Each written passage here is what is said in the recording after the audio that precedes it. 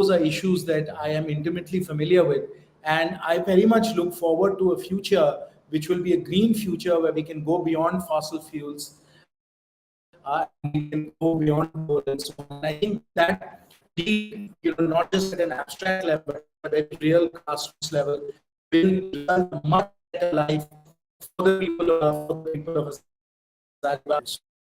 So this is not something that is incidental or adverse to development. This, in fact, is development. Decarbonization is development. Net zero is net positive. That's the big message.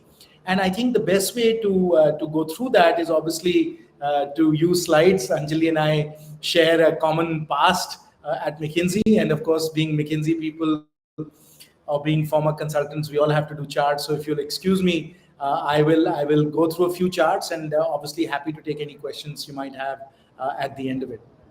But really, the way I think about it is that India needs to get to the green frontier.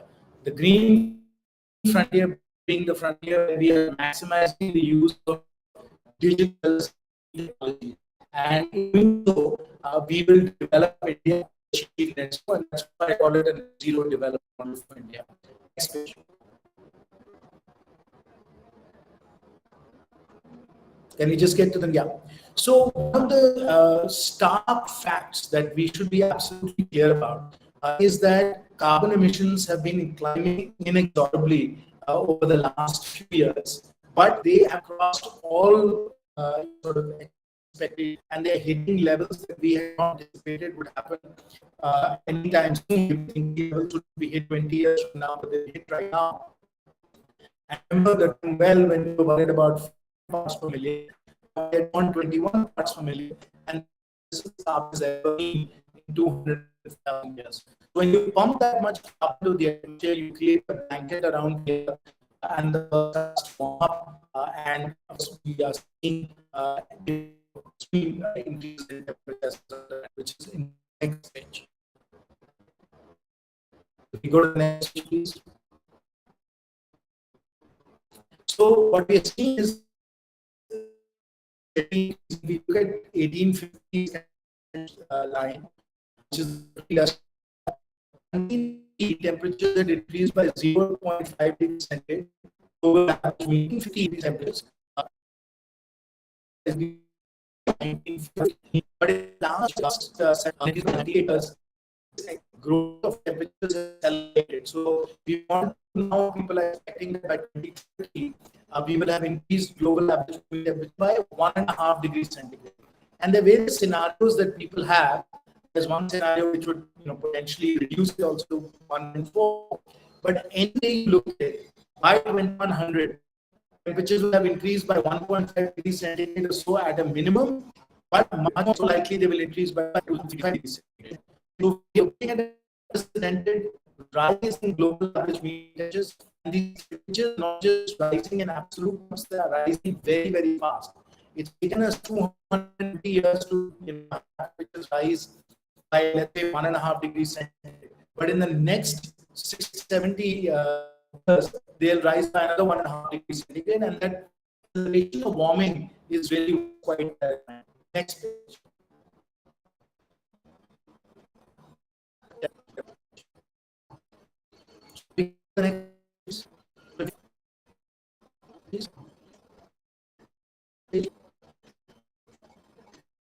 Right now, are taking under global average mean temperature somewhere between 2.7.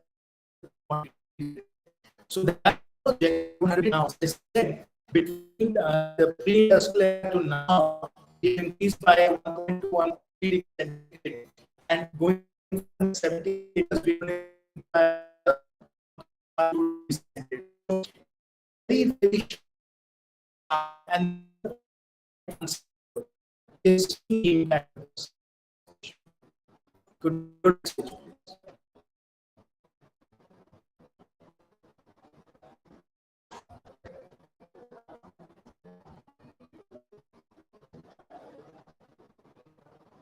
Clearly, it's taking time to advance pages here.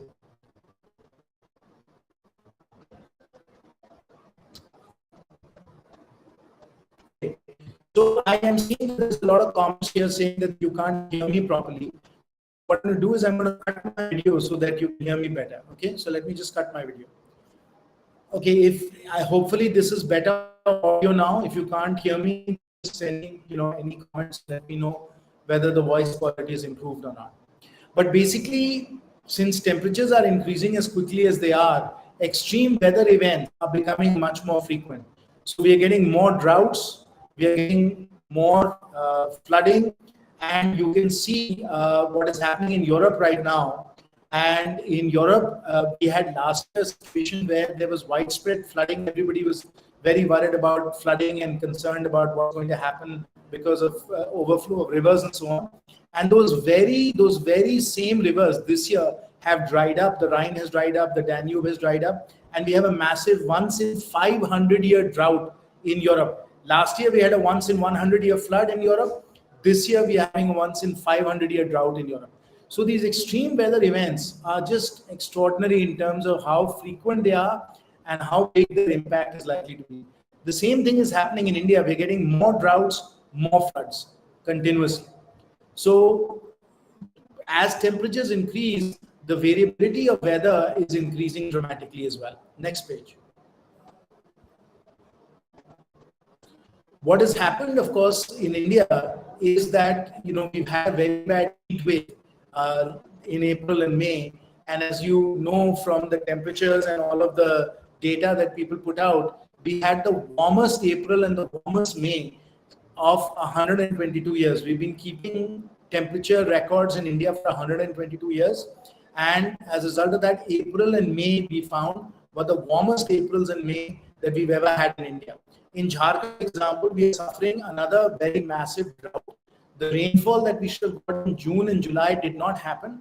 People could not sow their paddy. रुपाई जिसको कहते हैं, रुपाई नहीं हो पाई. अब जाकर begin को लेकर रुपाई कर रहे हैं. The paddy planting is happening now towards the end of August when it should have happened in June and July. So it tells you that these heat waves are becoming quite dangerous and they're having an impact on people's day-to-day lives, whether it's in Europe or whether it's in India, even in Jharkhand. Next page. I think what you will find very interesting in Mumbai is what the latest research is showing in terms of coastal flooding. So sea level rise is going to be somewhere between 0.5 to 1 meter.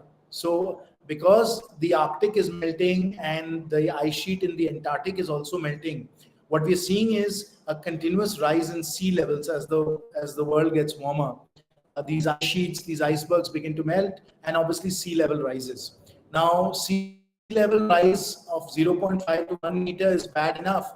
What is going to happen is that we'll also have more frequent cyclones. And when we have more frequent cyclones, when the storm surges come, the storm surges would be 2 meters, 3 meters.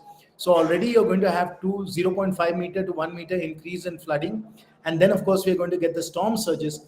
And so many of our coastal cities, Mumbai included, are going to see very, very significant flooding, very significant flooding. And Sundarbans, of course, Calcutta is close to the Sundarbans, and this is going to start to impact Calcutta as well.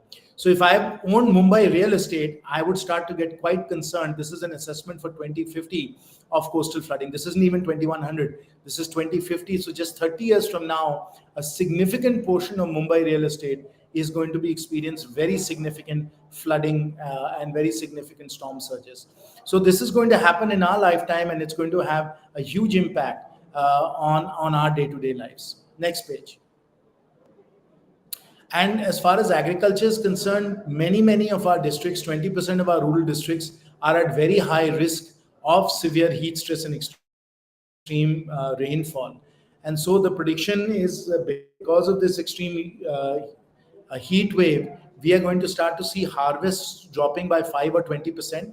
We've seen it this year with wheat. And of course, in Bihar, UP, and Jharkhand this year, we are going to have significantly less paddy production because of what has happened with rainfall in this monsoon, as I was telling you about earlier. So even rice this year, production is going to drop because Bihar, UP, and even Bengal are very much, the heart of rice production in India, and they have been seriously impacted. So we had an impact on the wheat harvest this year because of the heat in April and May, and we're going to have an impact on the rice harvest this year because of the erratic rainfall that we've gotten in eastern India. So food security because of climate change is also going to become a very serious issue that we are going to have to consider carefully. And many of our agricultural districts are going to be at climate risk. Next page. Now, even as this is happening, even as not just Europe, not just Australia, not just the US, but India as well is suffering greatly from climate change, our carbon emissions, India's carbon emissions are actually going up. So the world is committing in a very significant way to reducing emissions. Many of the top emitters have already put out net zero pledges, including most of the major economies of the world. And the hope is that of the 55 billion tons of carbon equivalent emissions, we will start to get to some 10 or 15 billion tons by 2050. But even in that global scenario, currently India's so the business as usual scenario for India is simply not going to be able. We are going to have to find a way of reducing our carbon emissions because right now we're on a pathway that's actually quite unstable. Today, we have 3.5 billion tons of carbon. We are heading towards 7 billion tons by 2050. So even as the world is increasing carbon, we are increasing our carbon emissions, and that globally is going to be a very difficult position to sustain. Next page. So to put it another way, we are following the traditional farm to factory development model, where in the farm to factory development model, the goal is, we have to improve productivity. Hopefully that will be good for the planet, that will be good for people in terms of GDP, in terms of jobs and so on. But the trajectory that we are on, the current path that we are on, is going to be quite unsustainable. Obviously, we know that we've had a very terrible corona pandemic. Much of that because of spillovers of virus from other mammals like bats that have come in and really created a huge pandemic situation for us. Climate change is a problem. You all know we have many other problems in India like water shortages, air pollution, and so on. But we are also in a situation where we are not creating enough jobs in India. So if you look at the traditional farm to factory development model that most countries have followed, that farm to factory development model is not looking very sustainable. And even as we increasing GDP, we are actually using up our natural capital and creating real challenges for the planet. So this model, this development model of farm to factory, which is the traditional development model that most countries have followed, that farm to factory development model probably is not sustainable for India going forward. Next page. So we have to come up with a completely different approach. And what we need to do is we need to really try and bend the carbon emissions curve. We have to also show that net zero is net positive. And to do that, we have to start this decade. In the next 10 years, we have to bend the curve. What we are on right now, the baseline that we are on right now, the business as usual scenario, just in carbon emissions and not looking at carbon equivalents, which include methane and other greenhouse gases, but just looking at carbon emissions are likely to go from about 2.2, 2.3 billion tons to about 5.8 billion tons. And even for us to get to net zero by 2070, you can see that in the next 10 years, the green line, which is net zero 2070, has to bend very significantly with respect to the business as usual scenario. And so this is a decisive decade where we are actually able to bend the curve of carbon emissions and start to decarbonize and start to reduce our carbon emissions. And that means a whole host of things, which I will get to in a second. But let's get to the next page. What we have been doing with a lot of very expert modeling groups is actually looking at these net zero pathways. And if you take net zero 2050 or net zero 2070, what we are finding is that net zero is actually net positive. If we bend the curve, we are actually making India better off. It's not as if by reducing carbon emissions, our GDP growth is going to slow down. In fact, our GDP growth is going to increase. And in every case that we've looked at, GDP growth and overall absolute GDP is higher in the case of net zero than it is in the case of the baseline. So net zero is net positive when we look at it from the GDP growth perspective. Next page. Net zero is net positive in terms of job creation as well, because green technologies tend to be more labor intensive than brown technologies. And when we invest massively in green technologies, we are going to increase jobs. And therefore, by pursuing net zero pathways, we are actually going to make India better off in terms of job creation as well.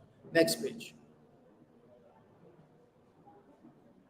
And of course, we are going to cut back on air pollution. Right now, air pollution is killing 1 to 2 million people a year. So cities like Delhi, cities like Kanpur, cities like Patna are suffering from a tremendous air pollution health crisis. And overall, India has the most polluted cities in the world. India has the most pollution in the world. And that pollution is largely driven by fossil fuels. By going to net zero, by eliminating fossil fuels, we are going to be in a situation where we are going to reduce the number of lives lost due to air pollution dramatically. So net zero is net positive in terms of lives saved as well. Next page. And then finally, net zero is going to save us a tremendous amount of money. Right now, of the $600 billion of imports that India has, $230 billion of those imports are actually fossil fuels. These are crude oil, natural gas, coal that we're importing.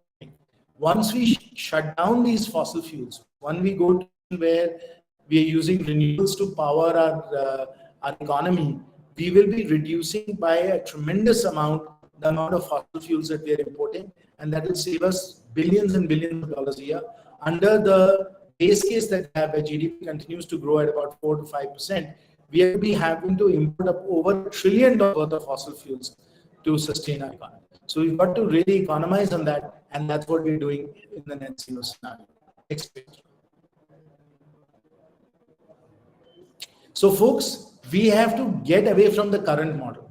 The current model, the farm to factory model, is resulting in rising emissions, insufficient job creation, limited economic growth, and of course, as you know well, and by chaotic urbanization. India needs to follow net zero pathways that actually take us to the green frontier, that enable us to reduce our emissions, decarbonize, and at the same time increase economic growth. It's a win-win for the people and the planet. And the way ultimately that we have to pursue these net zero pathways is to enable companies that are doing terrific work in terms of green technologies, green businesses. We have to enable them to succeed, because they will create more jobs. They will enable us to decarbonize, because decarbonization is their business model. Let me give you two examples of companies that are doing that right now. One company is Blue Smart, that has created an all-electric ride-hailing fleet. So it's doing exactly what Ola and Uber do, but it's doing it with electric vehicles, with Tiger and other electric vehicles. There's no emissions vehicle because they run on electricity. Operating costs are way lower than petrol and diesel cars, and the actual cost, even when you include the higher with four-wheeler electric four-wheelers, from a levelized cost perspective, from a total cost of ownership perspective, is far lower than that of petrol and diesel cars. So electric vehicles in a fleet model, in a ride-hailing model, are already cheaper than petrol and diesel cars. And similarly, there's a company called Battery Smart, which is India's largest battery swapping company, and it's swapping batteries for auto rickshaws that become e-rickshaws. They also run on electricity. They are one-third the cost of petrol and CNG auto rickshaws, one-third the cost, but they are zero emissions as well. We have 2 million auto rickshaws in India. What if all those 2 million auto rickshaws in India ran on electricity? We'd cut down a lot of air pollution in our cities. So Battery Smart and Blue Smart are examples of two companies that are pursuing decarbonization, that are producing energy and providing transportation services at a far lower price. They're good for people, they're good for planet, and they're good for profits as well. And that's how we should get to the green frontier. And that's what I mean by the green frontier development model. This is the final page. Go to the last page. The last page tells you that the Green Frontier Development Model requires us to pursue 4 major areas. One, our power grid should be driven completely by renewables. Our transportation should be driven by electric vehicles. We've got to look after green hydrogen, biofuels, and so on. And of course, we've got to implement a carbon trading system, which the Honorable Prime Minister announced on August 15th as well. So India is pursuing all of these different aspects of the Green Front Development Model, but we've got to accelerate, we've got to, because we really need to reduce carbon emissions. And if we don't do that, we will see some very, very negative consequences going forward. The good news, folks, decarbonization is development, net positive, good for profits, good for people. Very, very much happy of you.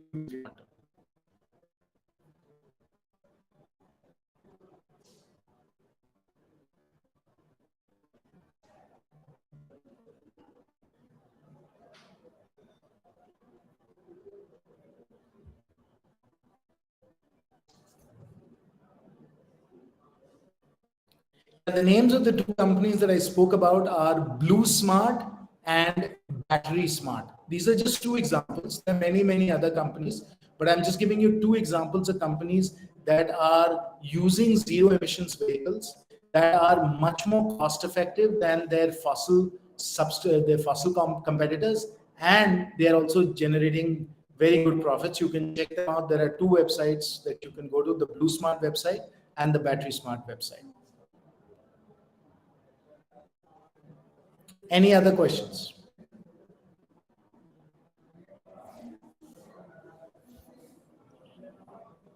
Thank you, Mr. Sinha. Thanks a lot for such a lovely presentation. We are running behind due to the technology glitches. So, we have some questions, but what we'll do is that, we will pose these questions to you and send the replies to our participants. Thanks a lot for your time, and we'll keep on calling on you. Very, very always interesting to listen to your views. Thanks a lot. I'm not seeing any further questions, folks. Thank you once again for giving me to you all.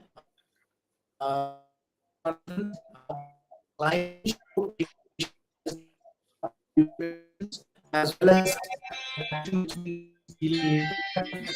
is something that things are very good. I think in community can find ways in contributions, activities both from resilience because these are very, very. Yeah. Yes. Thank you, Mr. Sinha. Thanks a lot. In between your voice is also cracking because I think there's some bandwidth issue. So thanks a lot to Mr. Sinha, and we've also got comments saying that in between a lot of our participants couldn't hear it properly. What we'll do is this presentation we'll put on our website so that all of you can have a look at it, as well as send any questions to Mr. Sinha so that he can answer them, and we'll get back to you with this. Many, many thanks to Mr. Sinha. Mr. Sinha, can you hear me?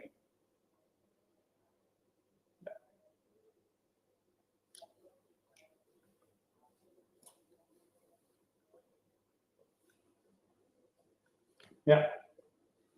So with that, we move on to our second keynote address of the day. I would invite Mrs. Rajashree Birla, Chairperson, Aditya Birla Center for Community Initiatives and Rural Development, who will be speaking on learnings from our CSR journey.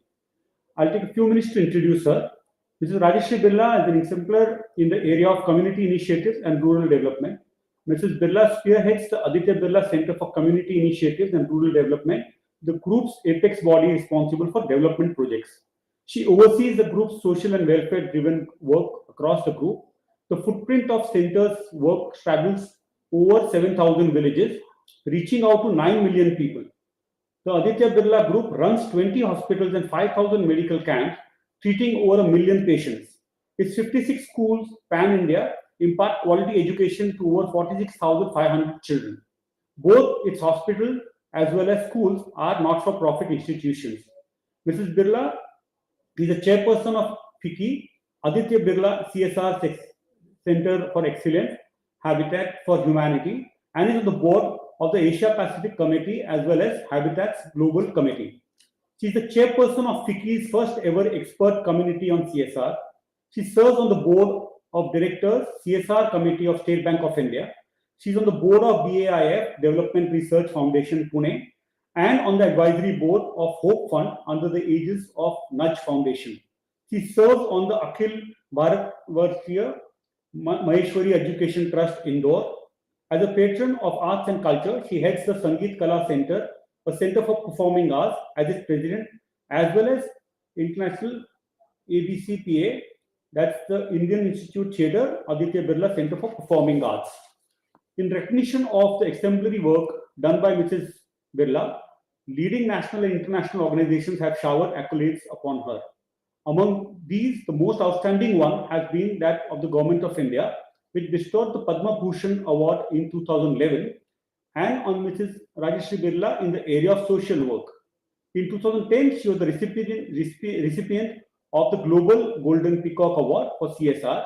She received it in Portugal at the hands of Dr. Ola Olsson, the former Prime Minister of Sweden. In recognition of Mrs. Birla's unrelenting endeavors towards polio eradication, in 2008, Mrs. Pratibha Patil, the former President of India, honored Mrs. Birla with the much coveted Polio Eradication Champion Award at the Rashtrapati Bhavan. In acknowledgement of the family's continuing commitment to polio eradication and raising literacy levels in India, the portraits of Mr. Aditya Birla and Mr. Rajashree Birla have been placed in the Rotary International Hall of Fame in the USA. She is a humanitarian par excellence and compassion in her own currency. Mrs. Rajashree Birla is a director on the board of all major Aditya Birla group of companies, that's Grasim, Hindalco, and Ultratech Cement Limited. Additionally, Mrs. Birla serves as a director on the board of Aditya Birla Group's international companies spanning Thailand, Indonesia, Philippines, and Egypt. We please have Mrs. Rajashree Birla deliver her keynote address, please. Shri Jayant Sinha, Sandeep ji Khosla, Anjali ji Bansal, Stina Joy, distinguished guests, ladies and gentlemen. I am happy to reach out to all of you, the fellow CSR champions, on this momentous occasion today. Congratulations to Anjali ji for stitching this conclave with the CSR thread. Themed on India's new CSR regime, I believe the CSR law signaled a watershed movement. Most importantly, it has enhanced the base of the underprivileged all over the nation. A large number of corporates have been statutorily roped in the CSR frame. In a sense, the new CSR regime, hinged on the CSR law, is the fountainhead from where a deeper responsibility that transcends business emanates. Business acts as a force for good. Simply put, every corporate within the defined parameters now comprehends that doing good is good business. A lot of good is on the horizon.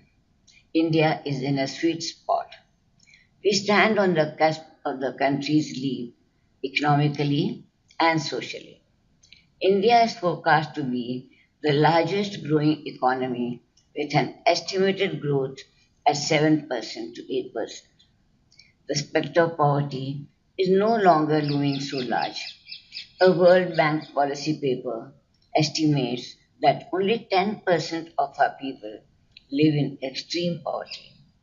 A unique combination of forces, including technological advances and a slew of government initiatives, have led to this situation. The government's digital services has been a boon as it has linked the poor with an electronic identity that enables them to access the economic reforms, ensuring direct real-time digital welfare system. Having said that, Anjali ji has given me a specific mandate, that is to share our Aditya Birla Group learnings gleaned over nearly a century of treading on the CSR trajectory. Moving on to our CSR path, how it played out, what has it meant for our nation is a long story, spanning three visionary iconic leaders across four generations.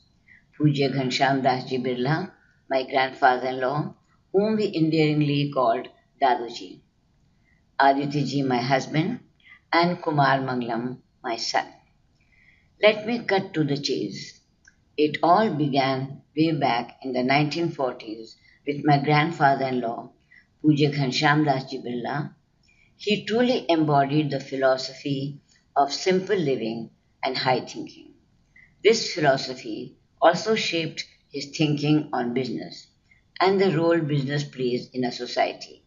He was a close confidant of Mahatma Gandhi. Gandhiji's nationalist fervor and the trusteeship concept deeply influenced him. He never looked upon himself as the owner of a business empire, but instead as a custodian of society's wealth. And this explains why the philosophy of giving and caring have been deeply rooted in the DNA of our group. While doing so, Daduji followed the principle of Gupdan, which our family respects even today. In many ways, Daduji was an architect of independent India. His business instincts were led by what was good for the country. Every action of his embodied the spirit of Atmanirbhar Bharat. Long before this phrase caught the imagination of people, he was one of the key stalwarts to give shape to independent India's industrial ambitions. Following his footsteps, Aditya ji took it a step further. Shackled by the license Raj, he went beyond the country's frontiers, planting the Indian flag high on the business map of Southeast Asia. He established India's first truly multinational corporation. At home, he aggressively promoted vocational training centers, thus spawning skills embedding long before it was a voice on the CSR front. With Kumar Mangalam came the planning of the group flag in 36 countries, from one end of the world to the other. Importantly, the institutionalization of CSR happened. This was a turning point and it charted the course of our CSR roadmap. We set up the Aditya Birla Center for Community Initiatives and Rural Development, a professional center. We have 150 strong committed team supported by a robust 1,000 field force led by a very senior professional, Dr. Pragya Ram. The center runs very much like a business vertical with a vision, mission, strategy that has evolved bottom up. The rigor in the process that we have embedded in our CSR projects is a way of prescient. Transparency, performance, accountability, and a system of governance were already in place long before they were part of the CSR vocabulary. Many of you may be aware of the fact that we had a hand in the formulation of the CSR law through the FICCI Aditya Birla Center for Excellence, working closely with the Ministry of Corporate Affairs. So, what I'm about to share is familiar ground to quite a few of you because our learnings are fully embedded in the law. What then are our learnings? First, having an articulated vision and embedding it in the business mission. Our vision is to actively contribute to the social and economic development of the communities in which we operate. In sync with the UN SDGs, our endeavor is to lift the burden of poverty, weighing down the underserved and foster inclusive growth. In doing so, build a better, sustainable way of life for the weaker and the marginalized sections of society. Secondly, planning need based projects and having a razor sharp strategy for execution, factoring milestones, targets, performance management, and accountability. Our approach to CSR is one of collaboration, accountability, and ensuring sustainability over the long term. Let me explain a bit. Nearly 90% of our projects are in the villages of our country. All of our CSR projects are planned in a participatory manner in consultation with community influentials such as the district authorities, panchayats, the mukhias, school teachers, and others. So our focus areas are fixated on their needs. They wanted the children to be educated, they wanted health care, and they wanted to be able to stand on their feet. So naturally, education, healthcare, and sustainable livelihood, the basics necessary to lift them out of the poverty levels, became our focal points. By involving the community, we are able to nurture a culture of mutuality and alignment. There is rootedness in the communities. Thirdly, getting our work audited by reputed agencies in the CSR domain to ascertain the reports of the field workers. Reputed consultancies, NGOs, and the post grad MSW teams from leading universities, headed by senior professors, conduct an impact assessment study relating to our projects. Alongside, we have a team of 100 high caliber recruits from top notch business schools globally and in India who join our group at a relatively high level. As part of the induction process, they have to spend 2 weeks in the villages and assess one project each. So, this way, we have an additional arm that audits 100 projects annually. Wherever there are gaps, we steer mid course correction. In many instances, we had to bring a huge cultural change given the findings of the project's assessment. For instance, cleanliness and hygiene, alcoholism, wife abuse, girl child uncare, vaccination issues, child marriages in the interiors. With concerted campaigns, including puppet shows, we were able to convince many of the villagers to change their attitude. And fourthly, working in tandem with government agencies and recourse to their various development schemes which foster inclusive growth is critical. This apart, expert agencies in the field go a long way in ensuring actualization of a shared vision. Let me share the polio eradication case study. Polio eradication has been one of the most gratifying projects. Polio had been the scourge of the country. In 1988, there were 350,000 polio afflicted world over. Of these, 200,000 were in India. In 2008, India accounted for half of the world's new cases of polio, and all of them were children and youngsters crippled by polio. It was very hurtful. We began a very meaningful collaboration with Rotary International, backed by the Government of India, WHO, UNICEF, Bill and Melinda Gates Foundation. Our vision was common to eradicate polio.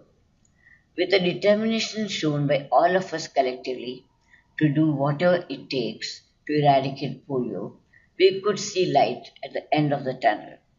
By 2011, we were a polio free country. What an amazing feat achieved in such a populous country.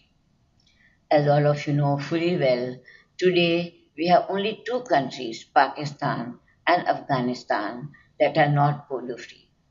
We do hope that Over the next 3 years, no cases will be there in these countries as well. Otherwise, we are all at peril.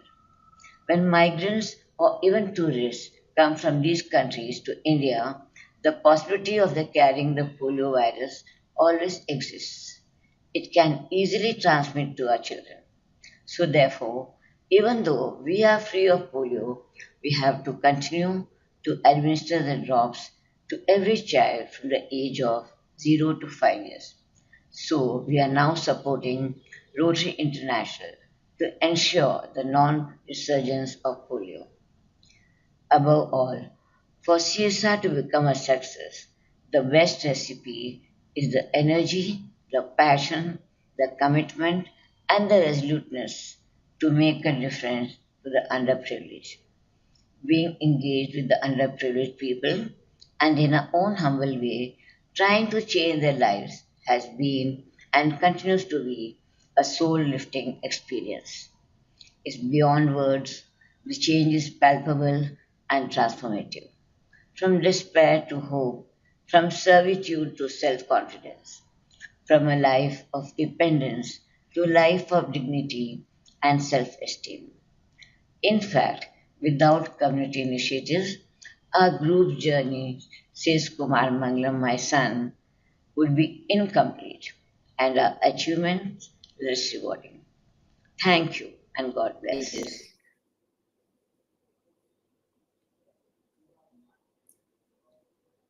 Thank you, ma'am. Thank you for these inspiring words. A lot of us only aspire to emulate some of the work you've done, especially in the areas of charity and CSR. Thank you for sharing your thoughts today. Thanks a lot.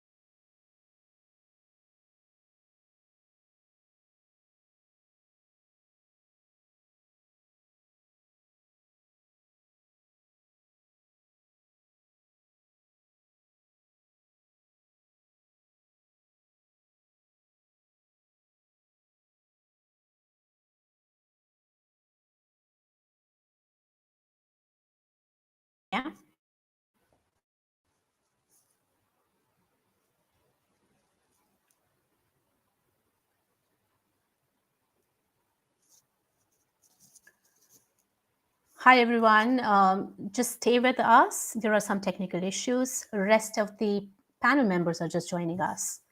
And if you could just type if you can see and hear me, it would be really helpful. Okay, somebody says can see Aabha now. Thank you. Thanks, Vikas. Thank you.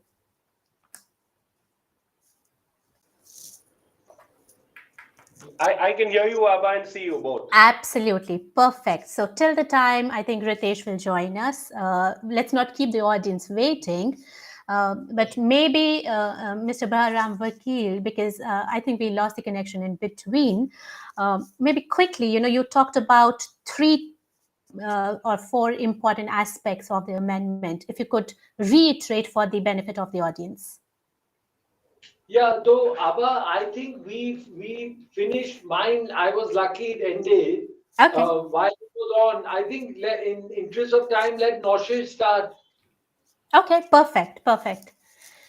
So, Mr. Noshir, you work with the entire gamut of organizations that we see, yeah, whether it is the government, the NGO, the corporates, all kind of establishments. And it was really interesting to speak to you the other day and hear your views, yeah, balancing both the sides, I would say. Now, Aabha, I think Ritesh has already joined, so maybe... Yeah. I will go back to Ritesh with another question then. And, with the new amendment that is there, what kind of changes have you noticed, both positive and negative, in the entire gamut? As Mr. Vakil said, there is the good, bad, and ugly of everything. But even before I go to the amendments, you need to look at what has changed with regard to CSR. I think India as a country always had a philanthropy streak, this concept of dana, of giving.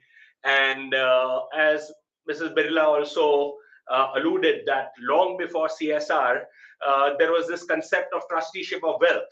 And companies like Tata's, Godrej's, Birla's, Bajaj, they believed in that trusteeship of wealth, that wealth needs to be created for the weal of this country, and which then moved on to corporate philanthropy, which was essentially about checkbook philanthropy. But somewhere in the 70s, we came into corporate responsibility. Like every citizen, it became like corporate citizenship.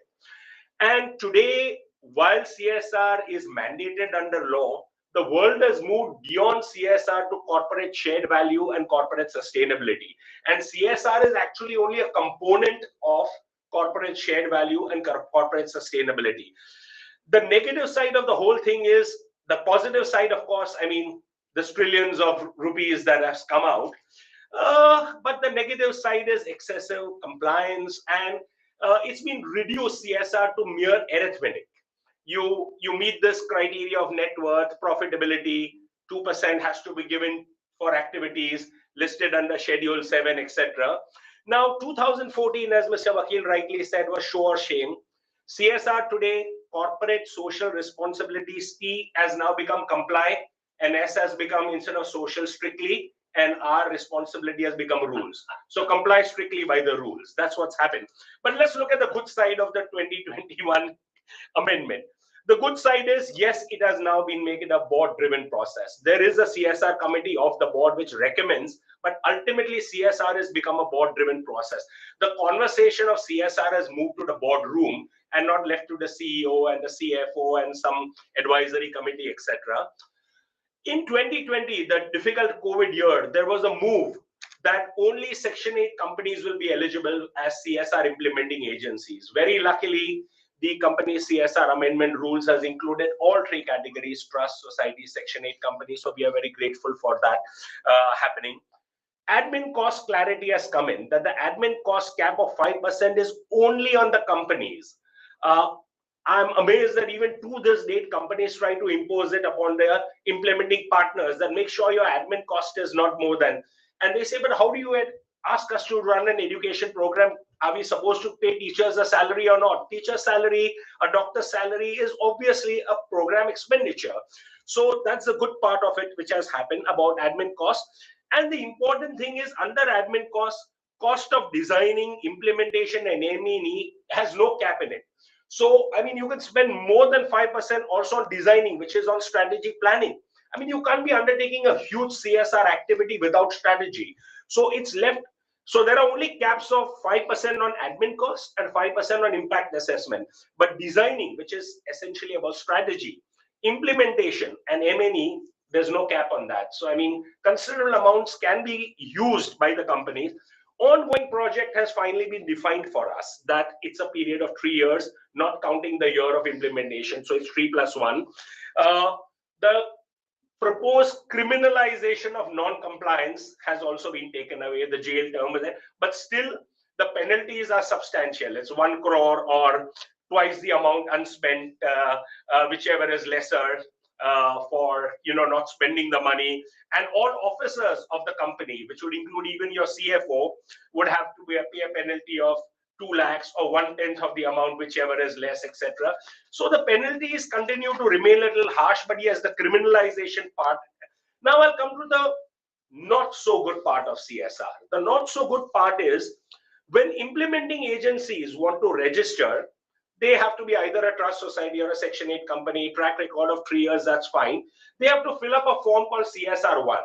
CSR1 accepts only organizations that have tax exemption under 12AB and have tax deduction under 80G. What it has left out is organizations that are registered under 1023C, that is your educational institutions, medical institutions. It's a technical fault if you ask me. It's a better exemption, 1023C. And even where tax deduction is concerned, 80G5 gives a 50% tax deduction. There are several research organizations, scientific research organizations, statistical research organizations that are registered under 35(1), 1(2), and 1(3). These are kind of not accepted by the system as CSR implementing agency. So that's a downside. Another downside is, you can give it to the Prime Minister's National Relief Fund or PM Cares, but you cannot give it to the CM Relief. So, I mean, if you have any kind of a disaster at the state level, let's say a flood or a famine or any kind of earthquake-ridden state, you cannot give it to the Chief Minister's Relief Fund, which is there in virtually every state. Giving of company products is not CSR. A company may be having medications, it may be having a whole bunch of equipment that's not counted. So in-kind giving is not counted as CSR. Employee engagement, which all over the world is recognized as a component of CSR, is not counted in it. So in the interest of time, I'll stop over here and I'll let you ask your question to Ritesh. Sorry, I had to come in between while Ritesh was still trying to log in. You tried to fit in perfectly while Ritesh was still logging in. So Ritesh, you're on mute. Yes, we can hear you now, I guess. And no, you're still on mute.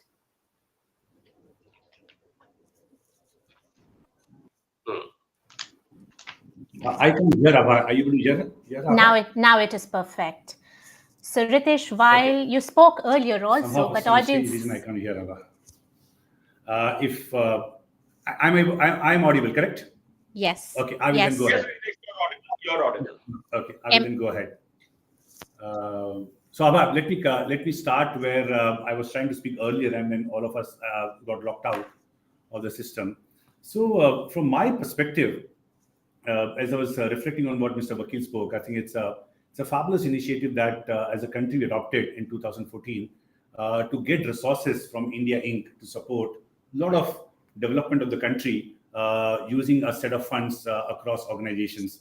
And it's an extremely important pool of resources which is available for us to go ahead. My personal, and of course there's always a letter of law that we got to comply with, but in my mind it has to always pass a blush test.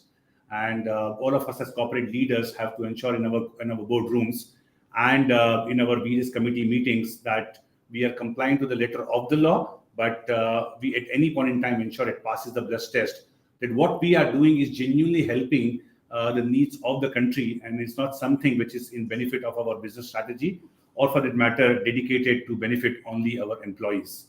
And if the moment we have that kind of ethics around doing the work, I think we'll get best out of this legislation. There were some very painful areas as part of this as the law came in, Section 135, all of us adopted it. And so hence I'm very glad, in a way, some clarification came very well in 21 amendments, where we know now very clearly what we got to do when there is underspent on the activities, how we can carry forward. There's a very clear rule around it, which helps us then to decide and allow what's allowed, what's not allowed, what gets counted, what doesn't get counted. So that to me is a pretty welcome initiative. The need of impact assessment, the need of CFO certification, in my mind, only puts more discipline and brings more consistency across every organization which is doing effort. If I talk about Hindustan Unilever, for years we've been doing work in this space. For example, we started in 2010 our work on water foundation. We know that water is extremely critical, and in times to come, it will become even more critical. As we speak, 1.9 trillion liters of water conservation potential we have created, which is equal to 1 year of water consuming need of every adult Indian in the country. Now, things like this we started many years before, even before the CSR rules came in. But if I look across the corporate India, not every company has a program which is as robust as that. So in a way, this initiative, this regulation has brought all of us to one common table. And some amount of governance around that, in my view, is required to ensure that there's a level playing field of all the efforts which are getting into. The flexibility which is allowed, in my view, only helps. Now, where I find areas which could be more helpful, exactly to some of the areas which Moshi very eloquently spoke about, we have today CSR, and there's a pretty massive amount of job to be done as country on ESG. And as our Prime Minister called out, our own 5 commitments at COP26 as a country, there are many areas in my mind which we might have to use CSR funds to drive ESG commitments. And these ESG commitments are only getting bolder. And some of them are sector specific, some of them are industry specific. In a way, we are able to leverage the two set of initiatives. It might just help driving corporate India's vision, India's vision by 2070 to become net zero. And those areas, in my mind, we have to find ways of how to end up using these resources to drive those areas as well. Second, when it comes to impact assessment, again, I understand the need why we got to do it, to bring a level playing field and get some amount of structure and discipline in getting it done. But with any amount of compliance, there's always a compliance standard which will be required. And if at all a compliance is done, it will take years. Financial auditing standards, financial audits have been happening for years to come. So we know as an industry, how do you get that work done? Again, over years, those financial books have got audited because industry has developed, standards have developed, practices have developed. Every area which is non-financial in nature and how effective it is will take some time to start understanding how do you audit these areas, how do you get comfort on impact assessment. And in my view, as we learn from this entire impact assessment, we need to get some community of practice equivalent standards going, which will help all of us to get, in my view, again, a level playing field on impact assessment. Those are the two areas my mind goes in terms of what could be done differently going ahead. Thank you, Ritesh. And if you could confirm you can hear me. I can't hear you, sorry. I know Mr. Vakil can hear you. I will again log out and log back. I can hear Noshir as well, but somehow I can't hear you. Strange. Let me log out and log back in the meantime. Sure. So what I would do is, in the interest of time also, so request to the audience, if you have any questions, please post them either in the chat or the Q&A section. We may get some time to take those questions. Now, coming back to you, Mr. Bahram Vakil, quickly, if you could say, I have many questions now with all the inputs that you all have put in now, but would the entire setup expect more amendments?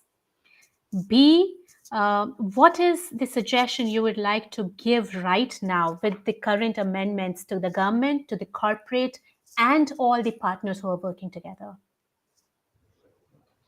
Yeah, so I am one that as long as it's not retrospective, I think we should as a country figure out retrospective effect on laws is not a good thing at all. But I don't believe that the conditions are dynamic, especially the times we are living in. As Ritesh mentioned, I think, he was alluding to the whole environment and climate change issues and COP26 commitments. If there are changes that are required, the law too must be dynamic and flexible. So I think there will probably be amendments.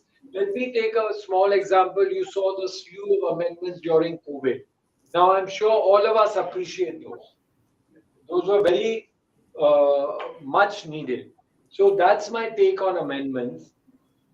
On the other part, I would just say, again, as both Ritesh and Naushad has said, that we understand the requirement for compliance, for assessment studies, but like you say, ease of doing business and user friendly. I think that is required. It needs to be less complicated, less expensive, because we are not only dealing with companies such as yours and Hindustan Lever. You have to think of the masses of MSMEs. So I know that there are thresholds for the law, but for many, many companies, it's extremely onerous. So I think that's something I would request the government and MCA to keep in mind, that keep it easy to use and don't go overboard. I mean, I love the acronym that Naushad gave of CSR. Comply strictly by the Interesting. Thank you, Mr. Vakil. So I would now move to Mr. Naushad, actually.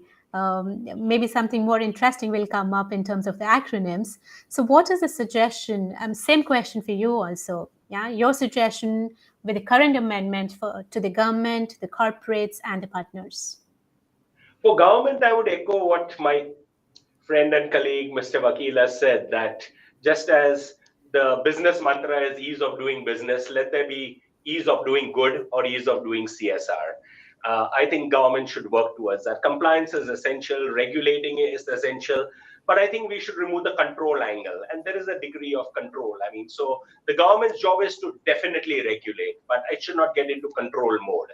And so far, that's not been the case. So I'm not even alluding to that. Corporates. Some corporates may not like my saying this, but please do not offload your CSR money in the last quarter of the financial year on implementing agencies. And some even offload it in the last week of the financial year and have unrealistic expectations that please utilize this money by 31st of March, because we have to spend the 2%. So please be prepared. You have to have things set out for the entire year. And the second is, companies work in two ways with implementing agencies. One is through grant agreements, which is perfectly all right. Some use implementing agencies under a works contract, actually making them vendors of services with imposition of TDS and GST, etc. This is not something that is very desirable. So, I mean, I've seen both types of models that companies have used on CSR. And where NGOs are concerned, I would tell them, build your capacity to meet the growing expectations of both the regulators and the companies. So invest in your capacity. And because there is a returning component of the CSR grant, maybe you do not want to book your CSR grants as income. Maybe you want to actually book it as liabilities in your books of accounts, because if there is something to be returned, a return component, it's a purely an accounting function. Person like Ritesh would relate to that as a CFO, that if there is a return component, how can you book it as income? So I'll just stop at that. Thank you, Mr. Naushad. Ritesh, I hope you can hear me now. The same question to you. What is the suggestion you would like to give to government, corporates, and the partners? Yeah, very similar to what Mr. Vakil and Naushad mentioned. I'll echo some of those points. It makes a lot of sense. I think when I look at it as a corporate, I think doing a CSR strategy and planning your resource allocation is extremely important, so that you don't get into the tail end of the year where you in a very inefficient manner, and you end up then creating only burden on yourself of compliance, or for that matter, ineffective utilization of the resources which are available at disposal. So in my mind, every board, every CSR committee, it is their job to ensure that a good CSR strategy gets articulated and resource allocation is very well planned. We spend a lot of time in financial budgeting and running the business and performance managing the business. And my advice would be very similar you got to performance manage also the doing good part. Doing well, we always take care, but the doing good part also you got to performance manage. That's one. Second, as I was mentioning earlier, probably I'll repeat in brief, the linkage of sustainability development goals, especially ESG, and when it comes to scope 3, there's a lot of work to be done in the value chain. It will be outside the company, either on the end of suppliers or the end of customers. In that scope 3, a lot of work might need to get done. And in my view, CSR is a wonderful way of leveraging resources to deploy so that end-to-end ecosystem gets ESG compliant and we're able to achieve net zero. So that's an area I would probably think hard and see what further could be done. And then I hear at length what Mr. Vakil and Shri mentioned on impact assessment and burden of compliance. There are multiple ways of achieving that, and if at all those are left to high impact large areas of expenditure, and the large areas could be very different for a large organization and for not so large organization, so that everybody feels very equally the burden of what needs to get done. To me, that's a third area where my mind goes in that space. And again, Mr. Vakil and Oshit mentioned a pretty good point that today there are natural calamities which hits different part of the country. We saw that with State Disaster Management Authority, the way we had leaned in during COVID period, how we are able to support work in states on vaccination, on health at the peak of COVID. There would be many such opportunities we need to lean in on state. It could be a flood which is happening somewhere. It could be some other calamity which is happening somewhere. So there might be support which might need to be localized the way it was there at the peak of pandemic. And how those expenses are also then allowed as part of CSR might be again a meaningful way. If you're a large company in X part of the country and as a natural calamity happens in that part of the country, you might want to lean in that situation. Is another area that my mind goes for us to have a look of what could be done. And last but not least, in my mind, there are two large trends. One is ESG and including CSR in my mind. And second is digitalization. There's a lot of work we are doing as a country now. ONDC is a classic example. Open Network for Digital Commerce is one classic example, and multiple other work. We will have to ensure that India Inc. Ups its game on digital transformation. And that's one more area I think we could lean in. There are some of us, large companies, we have resources to do what is required. There are small businesses who don't have resources that is required to digitalize and get those businesses today up and there for them to compete in tomorrow's business model. How can we also end up using our entire energy in this area, not only to ease the burden of compliance, but also to support the ecosystem on digital transformation, are the areas where my mind goes in terms of making the full impact out of CSR. Thank you. Thank you, Ritesh. At this point, I will take a couple of questions from the audience. So audience, if you have more questions, you can either post them in Q&A or the chat section. So this question is quite open, and I invite anybody to answer this. What are the CSR implementation for education? Now, I don't completely understand the question, but maybe in the education sector, what is it CSR can do, or what organizations can do in terms of the spectrum? So anybody wants to answer that first? I mean, I agree with you. It seems a very, very broad question. And certainly I can take off from where Ritesh just left off, that digital use in education as well, because education, of course, it's there across urban and rural India, but even more so in rural third tier, fourth tier towns. And there, using digital technology, you can give the same quality of education that our kids are benefiting from. So, I mean, there's massive amount you can do, and I'm happy to say in our last budget, the government had also mentioned stuff. And it's, if I'm not wrong, I think it's the second largest sector. I think healthcare also is the largest, and then education. So it's such a huge space and so vast. I'm not clear if there was a specific part of that question. Yeah, and I think MCA has made it abundantly clear that the listed activities of specified CSR activities in Schedule 7, and education is indeed very much there, must be interpreted liberally. and therefore anything that promotes education, literacy for adults, children.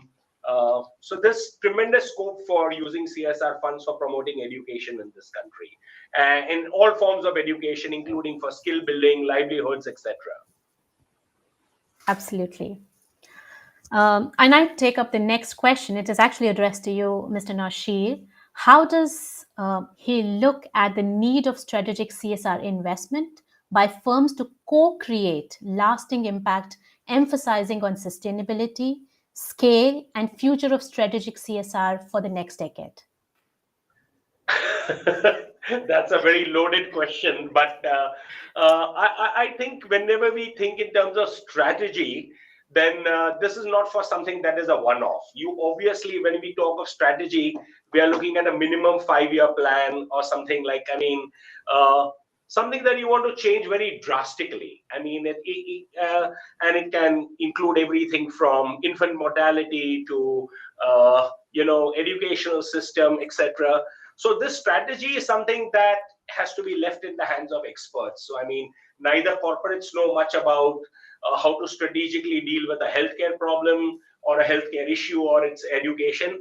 NGOs may have some sense of it, but I think where strategy planning is concerned, and this is precisely where you can involve some of the other international agencies also. As you know, under the amendments of 2021, international agencies can also be brought into play over here, including your UN agencies, etc.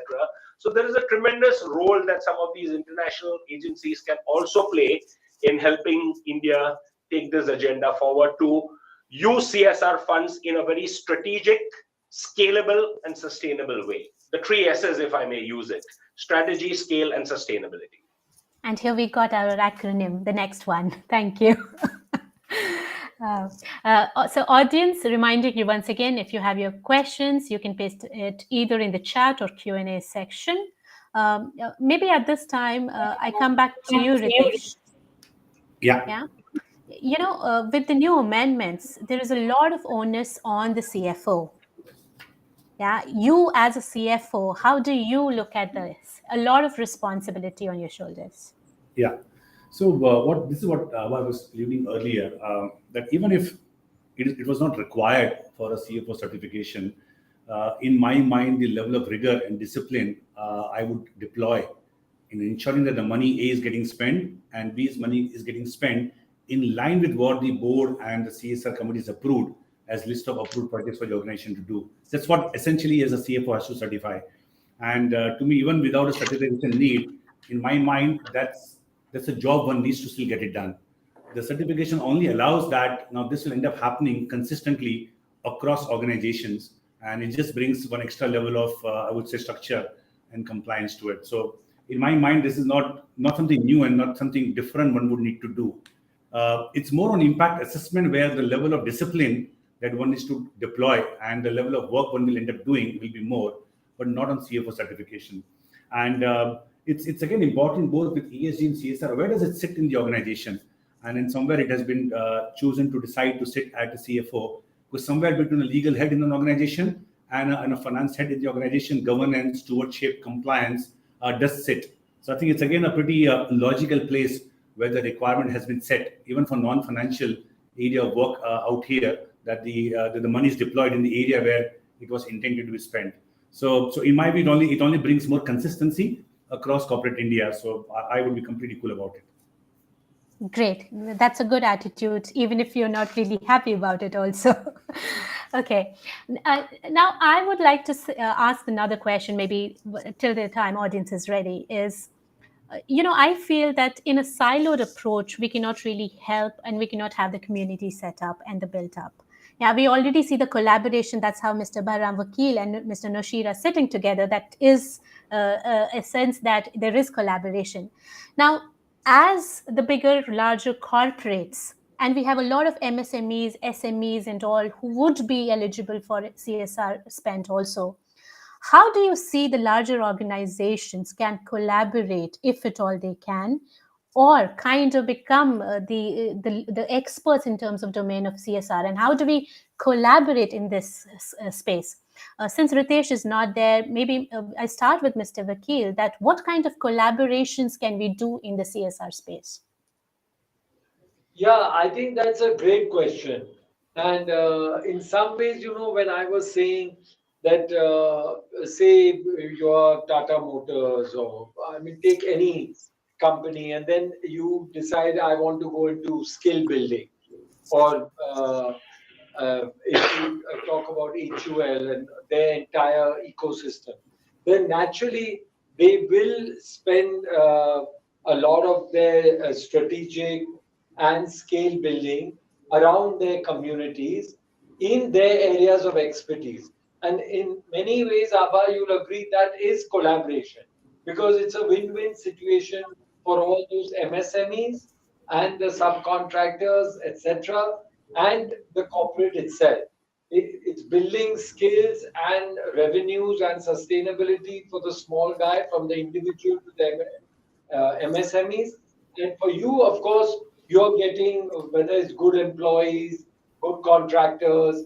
So that kind of collaboration, I think, is really good. If you can do collaboration which is purely philanthropic and not looking at a win-win, that's even one step further. So any kind of collaboration, frankly, I think is a great thing. And if you look at it that way, then even education, as you are helping each person, you are eventually helping the country and yourself. Just one small example, we go on about growth, growth, growth. So the growth, to take an acronym from Noshir, is the 3 Ps, the last time I know. It's population, we all know not much we can do about that. Participation. How can women's participation in the workforce go from 32% to 20%? How can that be acceptable to us? If there's a low hanging fruit, this is it. So if you do anything to empower the girl child and women, which is certainly collaborative, you're helping each and every one of us. And the last one, of course, productivity, and that we know, again, I think we are doing a very fair job, technology, digitization. So in all these, in the first two, I think we are in a great competitive space, globally speaking, especially what's going on in the rest of the world. Participation, I have to say, personally, again, I'm less proud of. Thank you. In the interest of time, I think we don't really have any time now. I would like to conclude the session and thank you, our esteemed panelists, for really, I mean, of course, there were technical glitches, but thanks for being there. What I take away from this session is, with this amendment, there is more clarity. It all depends on how organizations or any of the bodies take it. It should become the DNA of the organization, and that's when the win-win situation will happen. There is a suggestion, play on your competency and help the society. And that is another. And Ritesh, from you, it is more about look at more avenues, yeah? Bring in CSR, ESG and all. These are the common things that we talk. And last but not the least, Mr. Noshir, so many acronyms to learn today. Thank you for giving us the new definition of CSR. On that note, back to you, Mr. Khosla. Thank you. Thank you, Aabha. Thanks a lot for an excellent session. Thank you, Noshir, Bahram, and Ritesh, for a very informative session on the paradigm shift of CSR compliance. I'm sorry for the technology glitches. No, hopefully we wouldn't face any difficulty going ahead for the rest of the session. Also, there are some questions in the Q&A box. What I'll do is I'll have my office send these to you, and we will post the answers on our website and also send it to individual respondents. So thank you once again for your time, and hopefully next time when we call you all, there wouldn't be any glitches as such. Thanks a lot. Thank you. Our pleasure. Thank you so much. Thank you. Everybody. With that, it's time for our next keynote speaker. May I now invite Mr. Tiwari, Vice President, Chief Executive Officer, HDFC Limited, to deliver his keynote address. Now, I will take a few minutes to introduce Mr. Mistry. Mr. Mistry is a chartered accountant from the Institute of Chartered Accountants of India. Mr. Mistry brings with him nearly 4 decades of varied work experience in the banking and financial services domain. In 1975, Mr. Mistry began his career with A.F. Ferguson and Company, a renowned chartered accountancy firm, followed by short stints with Hindustan Limited and Indian Hotels Company Limited. In 1981, Mr. Mistry joined HDFC Limited, India's premier housing finance company. Over the years, he held several responsibilities prior to being inducted onto its board as executive director in 1993. He was appointed as a managing director in 2000, as the vice president and managing director in October 2007, and the vice president and chief executive officer of the corporation with effect from January 1st, 2010. Mr. Mistry is responsible for the overall functioning of the corporation.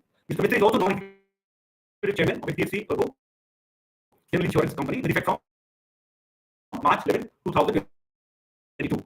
Mr. Mistry has played a critical role in successful transformation of HDFC into India's leading financial services by facilitating the formation of companies including HDFC Bank Limited, HDFC Asset Management Company Limited, HDFC Life Insurance Company, and HDFC Ergo General Insurance Company. Besides being on the board of several HDFC group companies, Mr. Mistry is also on the board of Tata Consultancy Services Limited, Tata Power Limited, Birla Insurance, Mauritius, Investment Pte Limited, Singapore, Flipkart Private Limited, Singapore, and Kartika Acquisition Corporation, USA. He's also on the advisory board of few Indian companies. With that, may I invite Mr. Mistry for to deliver his keynote address, please.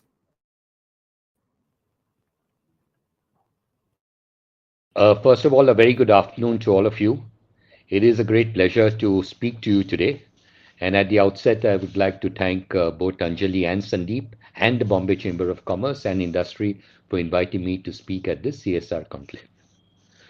The Bombay Chamber stands tall as one of India's oldest chambers. A history of 186 years is no small achievement. What distinguishes this chamber body is the fact that it has stayed true to its purpose of being city-centric in its focus as well. During the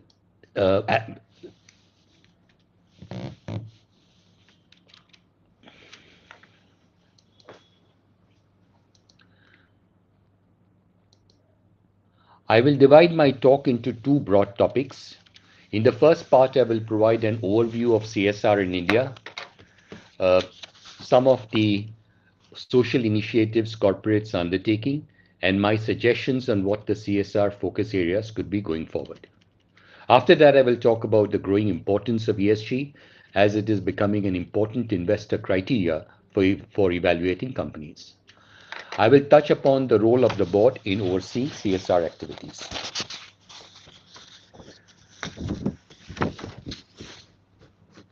Globally, the corporate mindset is undergoing a shift over the past decade.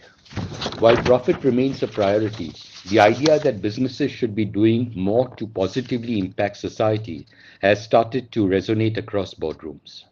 Surveys have revealed that business leaders believe that apart from shareholders, companies are also stewards of society. There is a recognition that successful companies need to deliver consistent and good financial returns while also helping society meet its biggest challenges. Stakeholders too are beginning to pressurize companies to go beyond financial returns and take a more holistic view of their impact on society. Socially responsible investors aim to make companies accountable not only to shareholders and employees, but also to all those affected by their operations, including future generations. In other words, good corporate citizenship is now an integral part of corporate governance. Companies are now required to discharge their stakeholder obligations and societal responsibilities without compromising with the shareholder wealth maximization goal. Corporates are also playing a more meaningful role in aligning their CSR focus areas with UN Sustainable Development Goals. For instance, when an organization defines its CSR focus area on enhancing livelihoods through skill development training of women and youth, it is contributing to various SDGs such as creating means to end poverty, zero hunger, providing quality education, promoting gender equality, and economic growth. Importantly, stakeholders have recognized that the global sustainability agenda will need large amounts of capital and intergovernmental collaboration on a scale never seen before. Many companies are recognizing that by incorporating CSR into their daily operations, they benefit in terms of enhanced governance practices. which in turn gets reflected in improved profitability and better valuations. In UK, for instance, CSR is a part of directors' fiduciary duty. The UK Companies Act of 2006 requires directors to consider the interests of employees, consumers, suppliers, the environment, and the community when pursuing the interest of shareholders. In several countries, CSR is a soft law or a voluntary recommendation. When corporations are encouraged to focus, where corporations are encouraged to focus on developmental initiatives. Many global companies do so because of consumer and shareholder demands. India became the first country in 2014 to legally mandate eligible companies to spend 2% of the average net profit made during the three immediately preceding financial years on CSR activities. After initial teething problems and experiencing a learning curve, the CSR landscape in India has grown and become more mature. In the initial stages, lack of a full understanding of the NGO sector posed a barrier to effectively deploy CSR funds. Many companies have now evolved their CSR approach from being merely compliance-driven to being more strategic in nature. Corporates have recruited social sector specialists or trained internal teams to get an in-depth knowledge of this sector. Some companies have set up dedicated foundations as well. Since the CSR law came into force, corporate spending on CSR has grown manifold. According to a report by CRISIL, spending on CSR cumulatively crossed the rupees 1 lakh crore milestone last year. According to the Ministry of Corporate Affairs, Indian companies have spent a cumulative amount of rupees 25,000 crores for CSR activities during financial year 2021. In comparison, Indian companies had spent slightly over rupees 6,000 crores in financial year 2015. This shows an increase of more than 4 times over the past 7 years. I'm sure that these amounts will be even higher in financial year 22 and in subsequent years. Many companies are also spending money on CSR activities in excess of the statutory requirement under the Companies Act. This is truly heartening. Philanthropy and CSR is not a novel concept for Indian companies. Here I must point out that India has been fortunate to have had corporate philanthropists decades before the CSR regulations came into place. Tata Trust, the Azim Premji Foundation, the Shiv Nadar Foundation are just 3 amongst many, many more that immediately come to mind. A close collaboration between corporates and the government helped India address the immediate challenges caused by the devastating impact of COVID-19. During the pandemic, Indian companies stepped up with large contributions to a variety of COVID-19 causes, such as migrant laborers, healthcare workers, relief material, and the PM CARES Fund. Till June 2021, it is estimated that corporates spent approximately rupees 11,000 crores for COVID-related assistance. For most of these companies, responding to the pandemic crisis became a moral imperative. I want to commend the government on their response to the COVID crisis. The introduction of numerous programs to alleviate the distress of the disadvantaged and the vaccination drive have been truly exemplary. HDFC responded to the COVID crisis as well. In financial year 2021, HDFC focused its COVID response on immediate relief measures, including protective equipment for frontline health workers and essential supplies for families impacted by stringent lockdowns. In financial year 2022, due to the severity of the second wave, HDFC supported initiatives to strengthen health infrastructure and also supported the government's efforts to increase vaccinations for disadvantaged communities. HDFC supported vaccination programs for persons with disabilities, construction workers, and those living in urban slums and tribal areas. Further, HDFC supported ICU ventilators for hospitals, life support ambulances, and nutritious meals for healthcare workers. HDFC CSR efforts are largely channeled through the H.D. Parekh Foundation. I would like to mention here that in 1988, which was HDFC's 10th year of operations, we decided to carve out a portion of our profits and support vulnerable segments of society and projects that fulfill a social objective. Our aim was to reduce the gap between the haves and the have-nots. Trends in CSR have shown that Indian corporates have focused a lot of education, healthcare, and rural development. Over the past 2 years, corporates are supporting causes directly affected by the COVID crisis.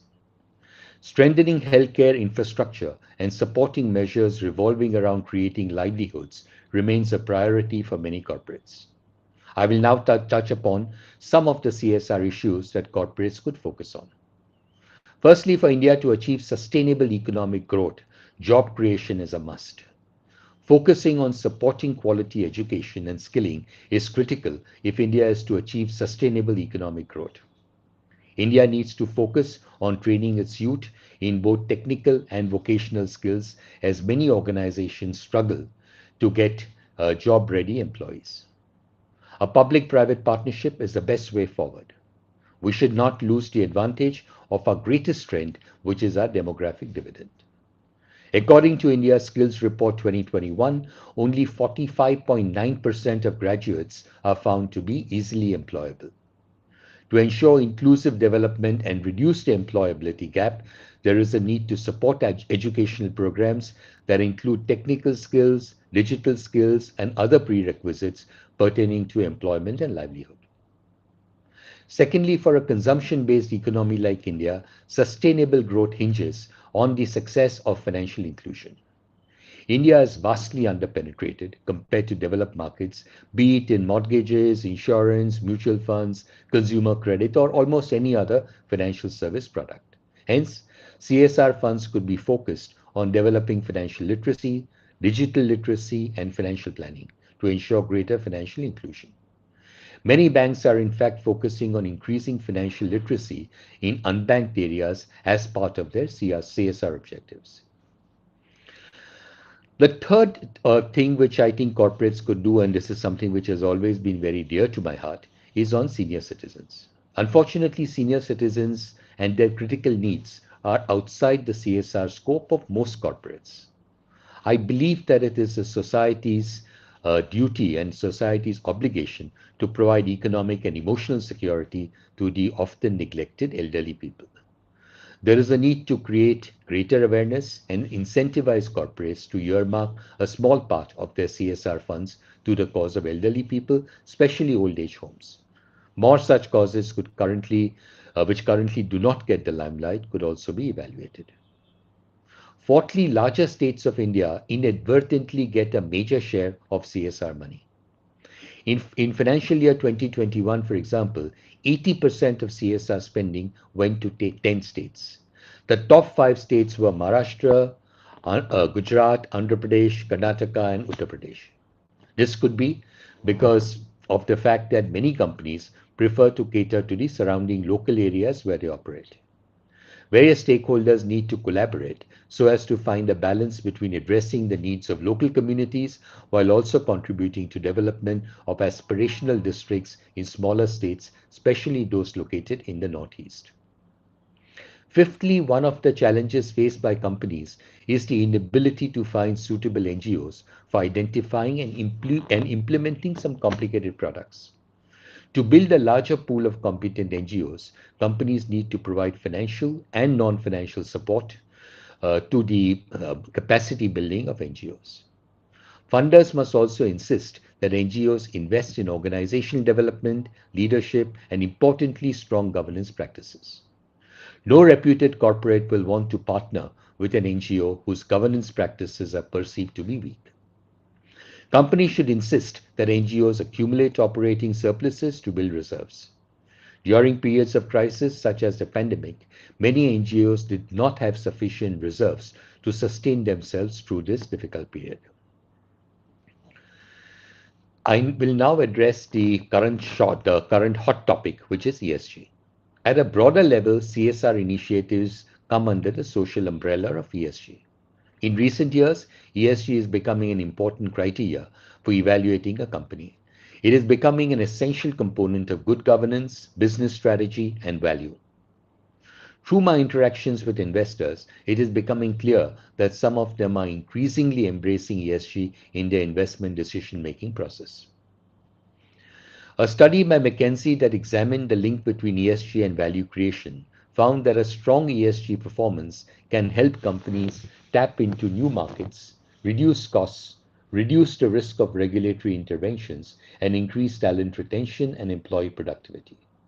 In the West, environmental activists won a series of victories against leading companies in the recent past. They forced companies to adopt sustainable business practices and they won board seats. Over the past 2 years, some of the largest asset managers have vowed to champion the ESG cause. They voted in favor of many environmental and social shareholder resolutions, and they are holding board members responsible for reporting ESG risks.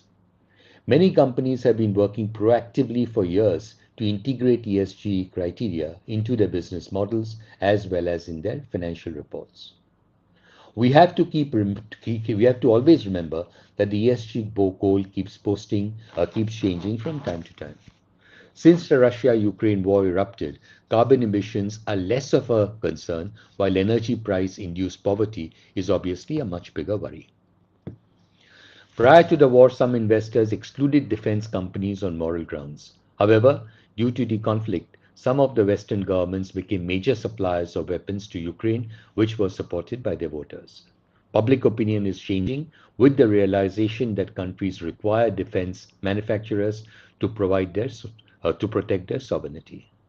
According to an article published by the Wall Street Journal, some investors are now reconsidering how they approach investment towards the defense companies. The accountability for companies will increase as ESG metrics become more and more standardized. Currently, there are a plethora of ESG rating agencies with their own specific requirements. Many institutional investors have endorsed specific ESG frameworks to drive convergence. The ESG ecosystem continues to evolve, and recent market-driven and regulatory developments are accelerating standardized ESG reporting and impacting shareholder expectations. In India, corporations are beginning to publish ESG reports. In fact, some Indian companies have already published their business responsibility and sustainability report on a voluntary basis, even though it has been made mandatory by SEBI only from the current financial year. According to me, the Business Responsibility and Sustainability Report is pragmatic and practical in its implementation and is very rich in quantitative metrics. I would like to commend SEBI for introducing this report as it sets the tone for what is needed and the way forward, especially for emerging markets. As the expectations from boards about what they are doing for ESG continues to develop, directors should work with management to identify the material ESG risks and opportunities faced by the company and try to integrate these considerations into the organization's strategic and operational decision making. Directors and the management should engage with investors to understand their perspectives and priorities with respect to ESG. Conversely, international investors too need to engage with companies directly rather than just rely on third-party reports or ratings which may not always reflect nuances at the country level or issues that are specific to the company. I do believe that from this year, we will see greater shareholder activism on ESG issues in India with a special focus on how organizations are addressing various ESG-related matters. This will be of particular relevance to companies with large foreign shareholding. Boards will need to focus in a bigger way on ESG issues and address primarily three questions. First is, should the board add ESG expertise and establish a dedicated ESG committee? Second is, to what extent should executive compensation be aligned with ESG performance? And the third is, how can the board address CSR in ESG as part of its business strategy, which can lead to competitive advantage and not just a compliance compulsion? In conclusion, I would like to say that there has always been a premium for transparent and value-driven organizations. What has changed are the expectation of increased non-financial disclosures. Increased transparency is always beneficial to companies, investors, and regulators. Consequently, CSR has become a significant issue for companies, investors, and all stakeholders. Customers are hesitant to invest in or buy a product from companies that come across as unethical or irresponsible. This all the more necessitates the generation of public goodwill and approval, which can be garnered through productive CSR programs. Those companies that treat CSR as a long-term goal will be able to develop competencies and a competitive advantage which will stand them in good stead because CSR will always be an integral part of their development. As regards ESG, its success depends on a well-defined strategy that aligns with the company's purpose and strategic direction. Directors need to ask how the companies will effectively use ESG and wove it into the company's culture. Embedding ESG into company values will help to ensure that it is part of the larger strategic direction and also demonstrate to stakeholders that there is a strong company-wide commitment to ESG. With a lot riding on the company's successful implementation and governance of ESG, boards will benefit from greater awareness and training programs as they carry out their oversight responsibilities. With that, thank you very much for having me here today. Thank you.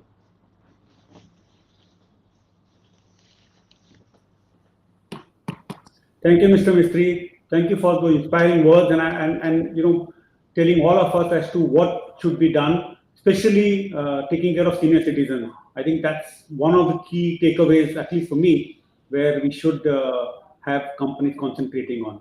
So thank you for your time, and I know you have to go somewhere, so we thank you. Invite Thank you. you. All the best. Thank you. Thank you. With that, we move on to a fireside chat, which was supposed to be before Mr. Mistry's address, but we had to interchange it. And I thank both Mr. Amit Sachdeva and Anjali Kumar for their patience. Now, let me introduce them. First, I would like to introduce Mr. Amit Sachdeva, who is an Indian social entrepreneur, philanthropist, and founder of the prestigious Mahatma Award. He is also known as the CSR Man of India because of his contribution in the field of corporate social responsibility and sustainability. His advocacy for mandatory CSR spending since 2009, which later turned into a law, is well known and well respected in corporate circles in the country. It was not a smooth ride for him, as many advocacy groups criticized his push for mandatory CSR spending. The historic bill was passed in the Indian Parliament by the then Corporate Affairs Minister, Mr. Sachin Pilot, on August 2013, and with the passage of this new companies bill, India became the first country to legally mandate corporate social responsibility on April 1st, 2014. The new rules in Section 135 of India's Company Act made it mandatory for companies with certain turnover and profitability to spend 2% of their average net profit for the past 3 years on CSR. Today, he is a leading authority on corporate social responsibility and sustainability, having founded many social initiatives across spectrum with more than 2 decades of experience, working closely with many leading corporations and non-profit organizations globally on the subject matter of sustainability, ethics, social responsibility, circular economy, impact investing, and corporate governance. He is currently the editor-in-chief of a well-cited CSR Good Book, which is the only ready reckoner and compendium of corporate social responsibility in India. His mission is to inspire, empower, and connect people, especially the millennial and Generation Next, to make this world a better place. Welcome, Mr. A warm welcome to you, Mr. Sachdeva. And now, Mr. Anjali Kumar, who is the practice head of Monitor Deloitte in India. He has extensive experience of managing large and complex multi-year growth and transformation initiatives for clients across industries. He has strong skills in strategy formulation, business planning, market entry, and has worked with companies in growing their revenues and enhancing profitability. Besides consulting, Anjali also has venture capital and corporate merger and acquisition experience, during which he worked across complete deal life cycles, including deal sourcing, negotiation, contract closing, getting regulatory approvals, restructuring, and then working with management teams in business expansion. He has worked with companies across various industries, including retail, consumer products and services, chemicals, media and technology and automotive. So welcome, Anjali, and thank you. And once again, my apology for the delay. I'm sure we're in for an exciting session, especially the fire chat with the CSR Man of India. Welcome. Great. Thank you, Sandeep, for the introductions, and a very good evening and a very warm welcome to this fireside chat to all the participants and the viewers. And hi, Amit. It's wonderful to speak to you, even though it's virtual. But I am really going to looking forward to this session with you. Happy to connect, Anjali. It's good to be here. So the chat session is titled actually linking ESG and CSR, but I think what I would like to do is add another word to it or another phrase to it, which is linking corporate strategy to ESG to CSR. I think as we've been hearing speakers in the prior sessions, clearly what we do as part of our responsibility as organizations, as government, as philanthropic institutes, it's not just about thinking about ESG and CSR in an independent manner, but they have to be closely knit together and, in fact, relatively feed off each other, if I may say so.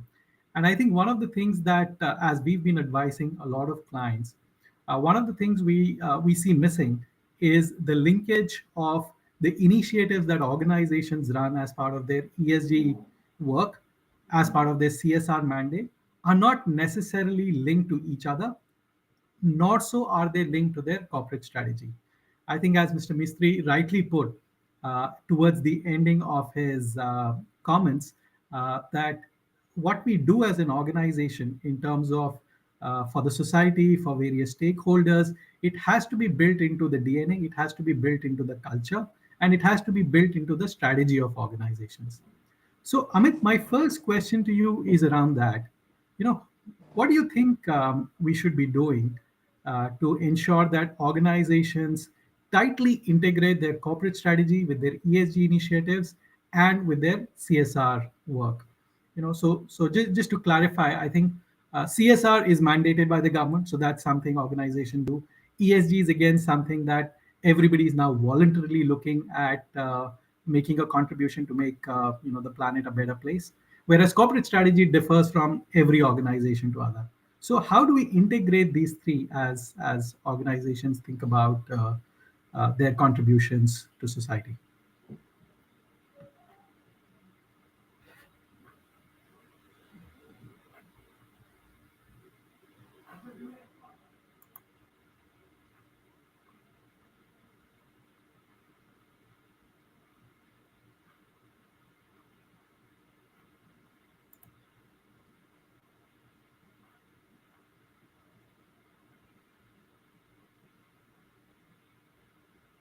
I think it looks like Amit has gone off the screen. So maybe I'm just requesting Sandeep and the organizers to see if we can bring him back on the stage.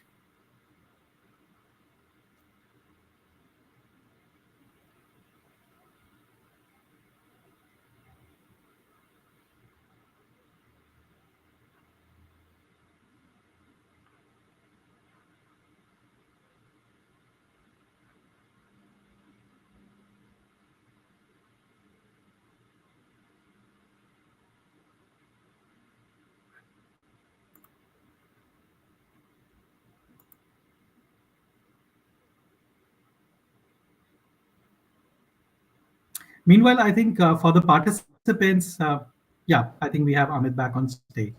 Amit, right. am I audible? Yes, you are. Anjali, what I was saying is that, in my opinion, it's a very narrow approach if we separate all three aspects. Uh, uh, I mean, they must be advised, all these, stakeholders and corporations who are engaged in the CSR, ESG activity, larger organization, they must be advised, the board must be advised and guided not only from the standpoint of meeting of the regulatory requirements, but keeping CSR, ESG very much integrated, as a business strategy, as a core value rather. I mean, at the heart of the company, not like you have to follow some requirement. And if you look at it, that is after having so many compliances, regulations, so many organizations, the big four working tirelessly throughout, still we are lagging behind. And the climate change activist Greta Thunberg, noted the biggest danger is not inaction. The real danger is when politicians and CEOs are making it look like real action is happening when in fact almost nothing is being done apart from clever accounting and creative PR. And integrating, as far as integrating is concerned, and even today still, as Porter and Kramer long back criticized the conventional view of CSR for pitting business against the society, where when they are clearly independent and pressurizing companies to plan their CSR activities in a generic ways instead of integrating. I think integrating CSR and ESG into a corporate strategy, they are all intertwined. They are interlinked. I think we cannot separate them. We see it as a separate, but they are not separate. Look at ESG issues are of increasing concern to the investor community now. Investors are looking for companies which are ESG compliant and looking for investment in the companies who are really looking at all the three aspects: environment, social, and governance. Companies are also facing rising expectation from different stakeholders to take a proactive approach to manage ESG, and opportunities are part of their business strategies. And the investors' demands are in line with the multiple studies suggesting that ESG and corporate performance are intrinsically, intertwined. They are not separate. Yeah, that's absolutely true. I mean, are there any specific organizations or kinds of organizations you may have seen which do a good job? Is there something that's learnings for the rest of us? I think look at the Tatas, from the very beginning, whether regulatory compliances were there, whether CSR bill was there or not, they have been contributing, and the model, that trustee model, and their, all under Tata Trust. And look at Aditya Birla Group, and look at Bajaj, and then Godrej. From the very beginning, the CSR is the from the standpoint of their core value. I mean, investing in communities from the very, very beginning, because they realized at the beginning, that we cannot do away with this. I mean, we cannot see them separately. I mean, they are not outsiders. We are together in this.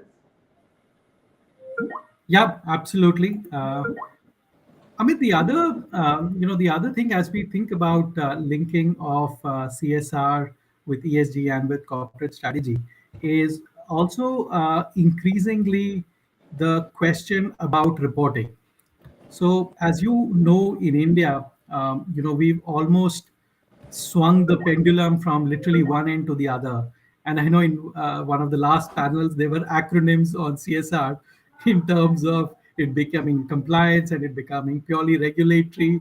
Uh, but as we think about ESG reporting, as we think about CSR reporting, there is clearly talk, and this is across the world, about sustainability reporting being mandated through maybe a third-party audit, similar to the way that there is corporate audit today, there's statutory audit today, and across the world now with IFRS coming in, that's becoming the standard auditing language. Um, do you think we have today too many metrics, too many reports, too many indicators that organizations have to comply with, and hence it's becoming more of a checkmark exercise, and thereby going back to my first question, really becoming difficult for companies to link their corporate strategy to ESG to CSR? And if that's the situation, what do you think is the solution? Anjali, before I answer this question, let me break it into a couple of parts. First, being the regulations surrounding sustainability reporting around the world are tightening. Yes, you are right. The number of ESG regulations and standards globally has nearly doubled in the last couple of years. And there are various reporting frameworks led by the group of 5 standard, setting organization. Not only that, in addition to, there are currently over 600 ESG reporting provisions globally, with many having different interpretation of sustainability. But unlike financial reporting, for which the IFRS standards for public companies have been adopted in 144 countries, there is currently no single global reporting standard for ESG disclosure. I think that is very challenging. We need to have a very uniform and across the spectrum. We need to have some system whereby everybody is playing their own flute. So I think we have to really work at that. And casual observer might think that this approach is working. I think in 2011, the authors of HBR article titled "The Sustainable Economy" expressed confidence that sustainability would soon simply be how business is done. To some extent, they have been proven right. The number of companies filing corporate social responsibility reports have really, according to the GRI standard, the most comprehensive one available, has increased 100-fold in the past 2 decades. Meanwhile, according to the Global Sustainable Investment Alliance, socially responsible investment has grown more than 30 trillion, one third of the professionally managed assets. But still, having said that, a closer look at the evidence suggests that the impact of the measurement and reporting movement has been oversold. During the same 20-year period of increased reporting and sustainable investing, carbon emission have continued to rise, and environmental damage has accelerated. Social inequality too. I think if you look at the example in the United States, the gap between modern CEO compensation and median worker pay has widened. Even though public companies are now required to disclose that ratio, but yes, process is becoming punishment. Yeah, and I think, as you're rightly saying, some amount of standardization will definitely help. And while companies and organizations argue that it might be relatively easier to standardize the e-reporting part of it, but when you look at social and governance metrics, there are a lot of culture related. There are a lot of country related parameters, and hence in some senses complete like a flat audit kind of standard or a financial standard may not be possible, but clearly there are guidelines and guardrails that can be put in place as far as the social and governance metrics are concerned. The second part of your question, SR, that like annual reports and metrics, measures, and indicators. Yes, curiosity is killing the cat, because the dangers of unnecessary investigation or experimentation and being curious can sometimes lead to danger or misfortune. And the current plethora of authorities and frameworks for ESG measurement is unwidely confusing and burdensome for companies. And as other fellow speakers who were speaking, they were talking about this, that government should regulate, not control. So there's more of a control rather than a regulation. So I think we have to do away with that. And it's encouraging that 5 of the leading standard, as I talk about, statutory and measurement bodies, including GRI and the Sustainability Accounting Standard Board, are collaborating to streamline and harmonize standards of reporting. I think future we would see something happening, because we all are concerned about that and we all are working towards that, and that we want that. So that will happen. But having said that, first you complicate the system and then you take out the measure to uncomplicate it.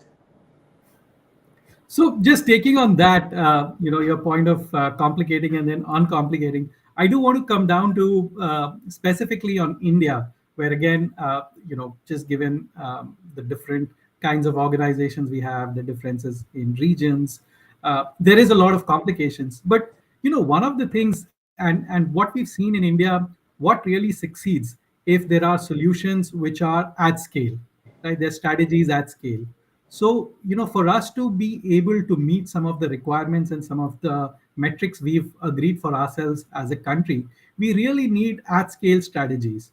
So, if you look at some of the foundational digital public goods, the infrastructure that we have, say, around Aadhaar, around UPI, around what now is being built as ONDC, and some of the emerging technologies like blockchain and AI, how can those be used as we think about organizations implementing an effective and efficient ESG and CSR strategy? Loaded question, but okay, let me start with the threat of climate change is a serious global concern, and there is a near consensus among scientists that the threat is due to man-made emissions of greenhouse gases. When you talk about India, let me go back to the history, where not long back, but 2011, when Dr. Kirit Parekh, who was the chairman of the expert group on low carbon strategies for inclusive growth, Government of India under Planning Commission, which is now Niti Aayog, published an interim report, Low Carbon Strategies for Inclusive Growth, in May 2011, where he mentioned that on a per capita basis, today, if you look at India, even Prime Minister also mentioned in the World Economic Forum his talk, Honorable Mr. Narendra Modi, he said, we are 17% of the population, but our emission is just 3%. And same was, laid out in the report published by Dr. Kirat Pare, that on a per capita basis, India is one of the lowest greenhouse gas emitters in the world. And I think we are highly vulnerable to climate change, and there's strong interest in having a fair and equitable global agreement for minimizing the risk of climate change. Although India is not, we have not created this. The developed nation has reached where we have reached today, and we are talking about ESG sustainability. And the smart move made by Prime Minister taking 50 years when he mentioned that by 2070 we'll be net zero. So we need 50 years. Rather, all the developed nations, they should stop doing what they are doing right now at this hour, at this moment, and give us the leverage of 50 years, give us the technology, give us the compensate for the, for that what they have done. We need dollars for that also. Our rupee value would increase. So having said that, yes, as a country, coming to your question, first, we are not responsible, but at the same time, we are forthcoming to be part of this global movement where we are scaling, as you rightly said. Look at the digitization, the way we have reached out to each and every house, and we are reaching the area which is not covered, where the fiber optics are being laid out, and will soon be everywhere. So I think yes, this technology would really can be capitalized for development sector in a big way, when in every hand there is a connection from everywhere, any can report, and to reach out to people like COVID. That's the example of how we use the digital space as a strength, and whole of the world watched us and inspired from our initiative. Yeah. And Amit, I think you rightly said, we haven't created it, but the truth of the matter is that we are all in it together. Doesn't matter who created it and who's paying the penalty, if you may say so. But frankly, all of us are in it together, and we need to find those solutions together. No two ways about it. No two ways about it. We are all in it together. We can't help it. We have to be here. Absolutely. And I think that's where some of the at-scale solutions and at-scale catalysts that we have in India, I think if we can use them to solve some of the problems and then take it to the rest of the world, I think that's something that both we'll benefit as well as the world will benefit. In fact, advance in technology like artificial intelligence, satellite, sensor, blockchain, and so forth have given companies new tools for measuring and monitoring their environmental impact. Yet, reporting on vital sustainability metrics still has gaping holes. Yes, absolutely. I think the use of those tools and technologies just has to increase almost on a daily basis if we were to fight this together and fight this well. Because, one big part of this is our ability to measure the metrics correctly. What gets measured gets actioned. And if we are measuring it correctly, we'll be able to take the right set of solutions. So, Amit, I see there is a question on the chat window. Maybe let me bring that up before we conclude. The question says, how shall corporate India move away from CSR as merely a law-abiding exercise to a more sustained and deeply committed perspective? I think that is, we have to see the intent. If you see the intent of many organizations, the intent is not there. I mean, stick and carrot is not working, and it will not work unless until we are self-motivated to take on that. That's what my answer to this question, because we have to see in our heart, because we are approaching everything from the standpoint of maximizing profits at any cost. and still I don't know where we'll stop. Yeah. So intent is important. Intent. And I think also from from a society perspective, celebrating some of these organizations which, as you're rightly saying, have the right intent and are doing it even when nobody is watching, that's the true strength of character. I think celebrating some of those organizations, making an example, showcasing it to rest of the world, I think will go a long way. You're absolutely right. When, I'll tell you about the Mahatma Award, where I founded Mahatma Award precisely for the reason so that we can celebrate those individual and organization who are really doing impactful work, even without having the resources.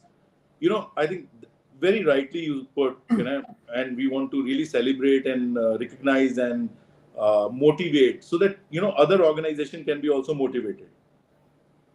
Yeah, absolutely. And I think I know we are running out of time, so maybe just summarizing. I think Amit, thank you so much for your time and thank you so much for your insights. As you rightly talked about, and you give examples of organizations which have done a fantastic job in integrating their corporate strategy with their ESR strategy and their CSR initiatives. They are not independent.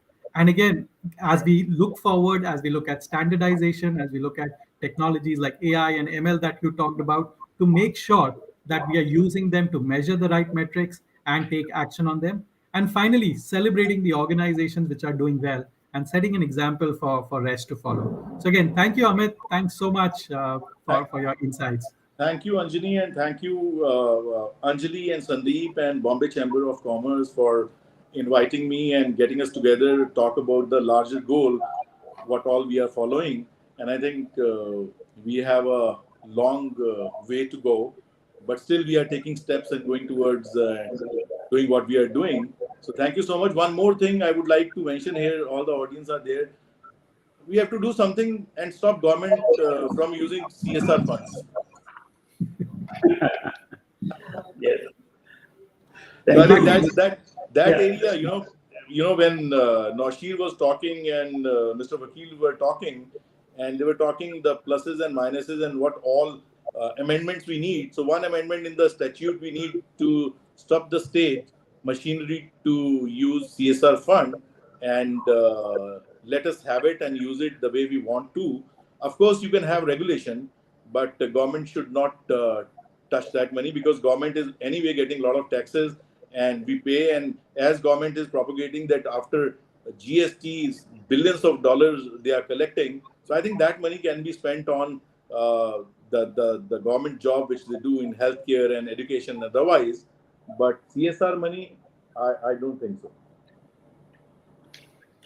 Thank you, Mr. Sajdevad, for those thought-provoking ideas. And what we'll do is we'll circulate these internally as well, and then see as to what GMDA members have to think about this. So thank you for your time. We'll call you again, later in the year, because this is something which I think is an ongoing subject with the Bombay Chamber. And thank you, Anjali, for moderating the fireside today. Anjali's been with the Bombay Chamber earlier as well, and my thanks to both of you. Thank you. Thank you so much. Thank you. Thank you, everyone. Thank you. Have a good day. Bye. Yeah. And with that, we come to the last panel, which is an impactful CSR strategy. May I invite Jyoti Kumar Bansal, who is going to moderate this session, along with the panel members, Mr. Pankaj Dhanderia and Shri Krishna Sridhar Murthy, to join us for this panel. We also had Pankaj, who was supposed to join us, Mr. Sunil Dugal, who was supposed to join us, but last minute he got called up by the PMO and he just sent us a regret today morning. So Jyoti, over to you. Yes, thank you very much, Sandeep, and good evening to all our participants and viewers and listeners.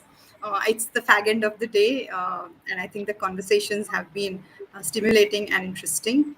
It is my honor and privilege today to have two very eminent gentlemen with us, Mr.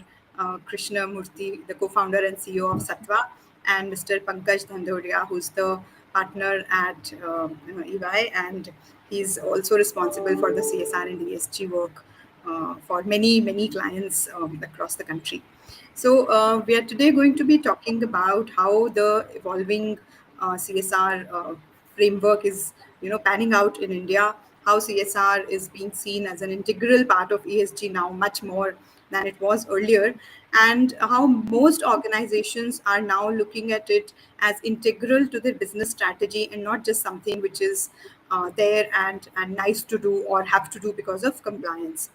There is also a very strong emerging government outlook on public-private partnership as a model for growth and to really unlock the true potential of what CSR can do for the country and the communities at large.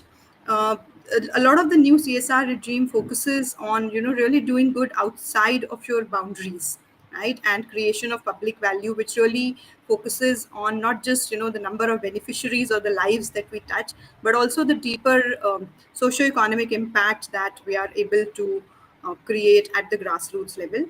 Yes, compliance is getting tighter, all for the good. And there is a lot of focus on social innovation and entrepreneurship. And I think the encouraging and most exciting thing to look forward to in space is how we can encourage as participants in this ecosystem the confluence of academia, technology, corporates and government to really create systemic change at the grassroots level. So I will start with a common question to both my fellow speakers, which is that you've been in this space for long, right? And you've seen it change and you've seen it evolve. What are the large changes which you have witnessed in the last 4 to 5 years, and what are the big trends that you see which will maybe fundamentally change the way we all look at this ecosystem as we go forward? So over to you, Pankaj, for a first take on this. Thank you so much, Jyoti. And I think you covered the most important aspect of this in your opening remarks, which is, I think, biggest change which I've seen is the driver of CSR. The driver of CSR earlier was compliance, and now the driver of CSR is to create impact. And that is the biggest change that I think is seen in the CSR activities. The second biggest change, Jyoti, which I've seen is that instead of doing random initiatives, which I think was the start of the CSR journey for most corporates, somebody picked up something, education, entrepreneurship, or whatever. Now I think people are following a strategy to this and closely linking it to the purpose of the organization, which is very good because once you have a purpose-driven, strategy-driven initiatives, you create greater impact. And the third, I think you also covered it, is leveraging the ecosystem to have collective strength to drive change, which I think creates a major impact. So I think these in my mind, I think are the big changes in the last 4 or 5 years. Thank you, Pankaj. Krishna, how would you look at the emerging trends in this space? Anjali, thank you very much for having me here and for the opportunity. And I think you and Pankaj have covered some of the key points. I'll probably underline a couple more and maybe give a couple of examples of things that even Pankaj alluded to in terms of how we've seen it pan out, because it's very fascinating. I think the way the ecosystem has emerged. The one and through our data platform, we're always looking at CSR data which is coming from MCA, but we kind of try to do more analysis on top of it. And what was very surprising for us was the number of companies that are spending more than 2% CSR has grown year on year from the first year. And that's a very positive trend. That means slowly companies are beginning to see value in doing more strategic CSR, right? Which kind of underlines what Pankaj just talked about. And that's a very, very interesting data. People are now beginning to pick issues that are closer to who they are as business. So if you are in let's say the space of, you're an automobile company, instead of solving just another education problem, you can now probably solve a mobility problem in India. And if you are, for example, in the technology space, instead of just going and doing something more random in healthcare, you can now take a technology view to healthcare, education, and so many other kind of aspects of that. So the question of why we should do what we should do because of who we are, I think, is becoming very, very critical.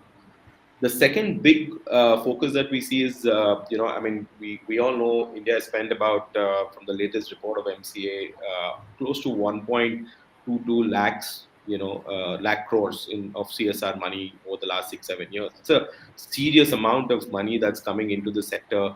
And I think it's really changed the social impact ecosystem.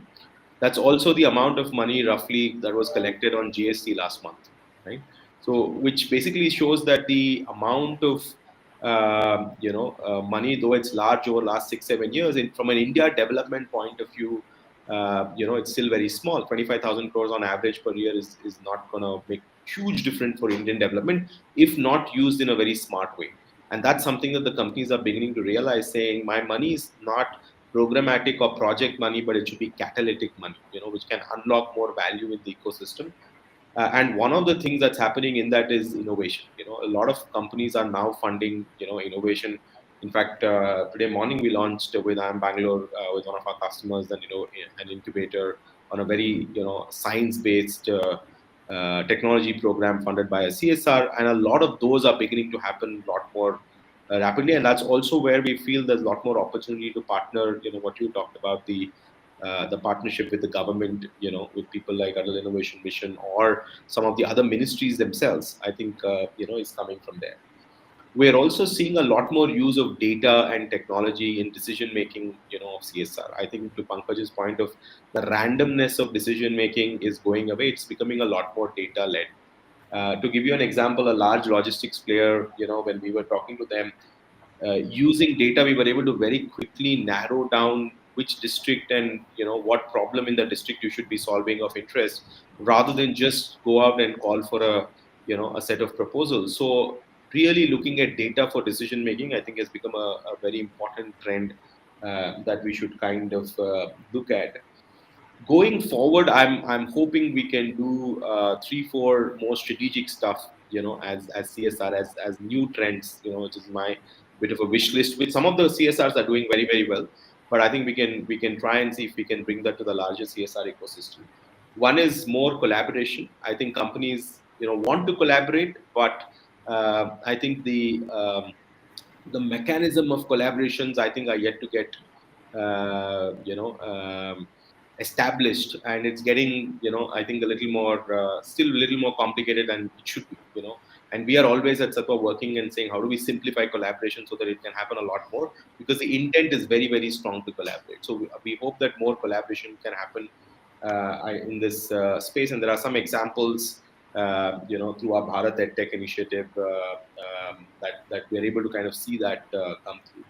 The second is a little more usage of CSR money for more innovative finance instruments. Can we use it for things like returnable grant or more for outcome-based funding?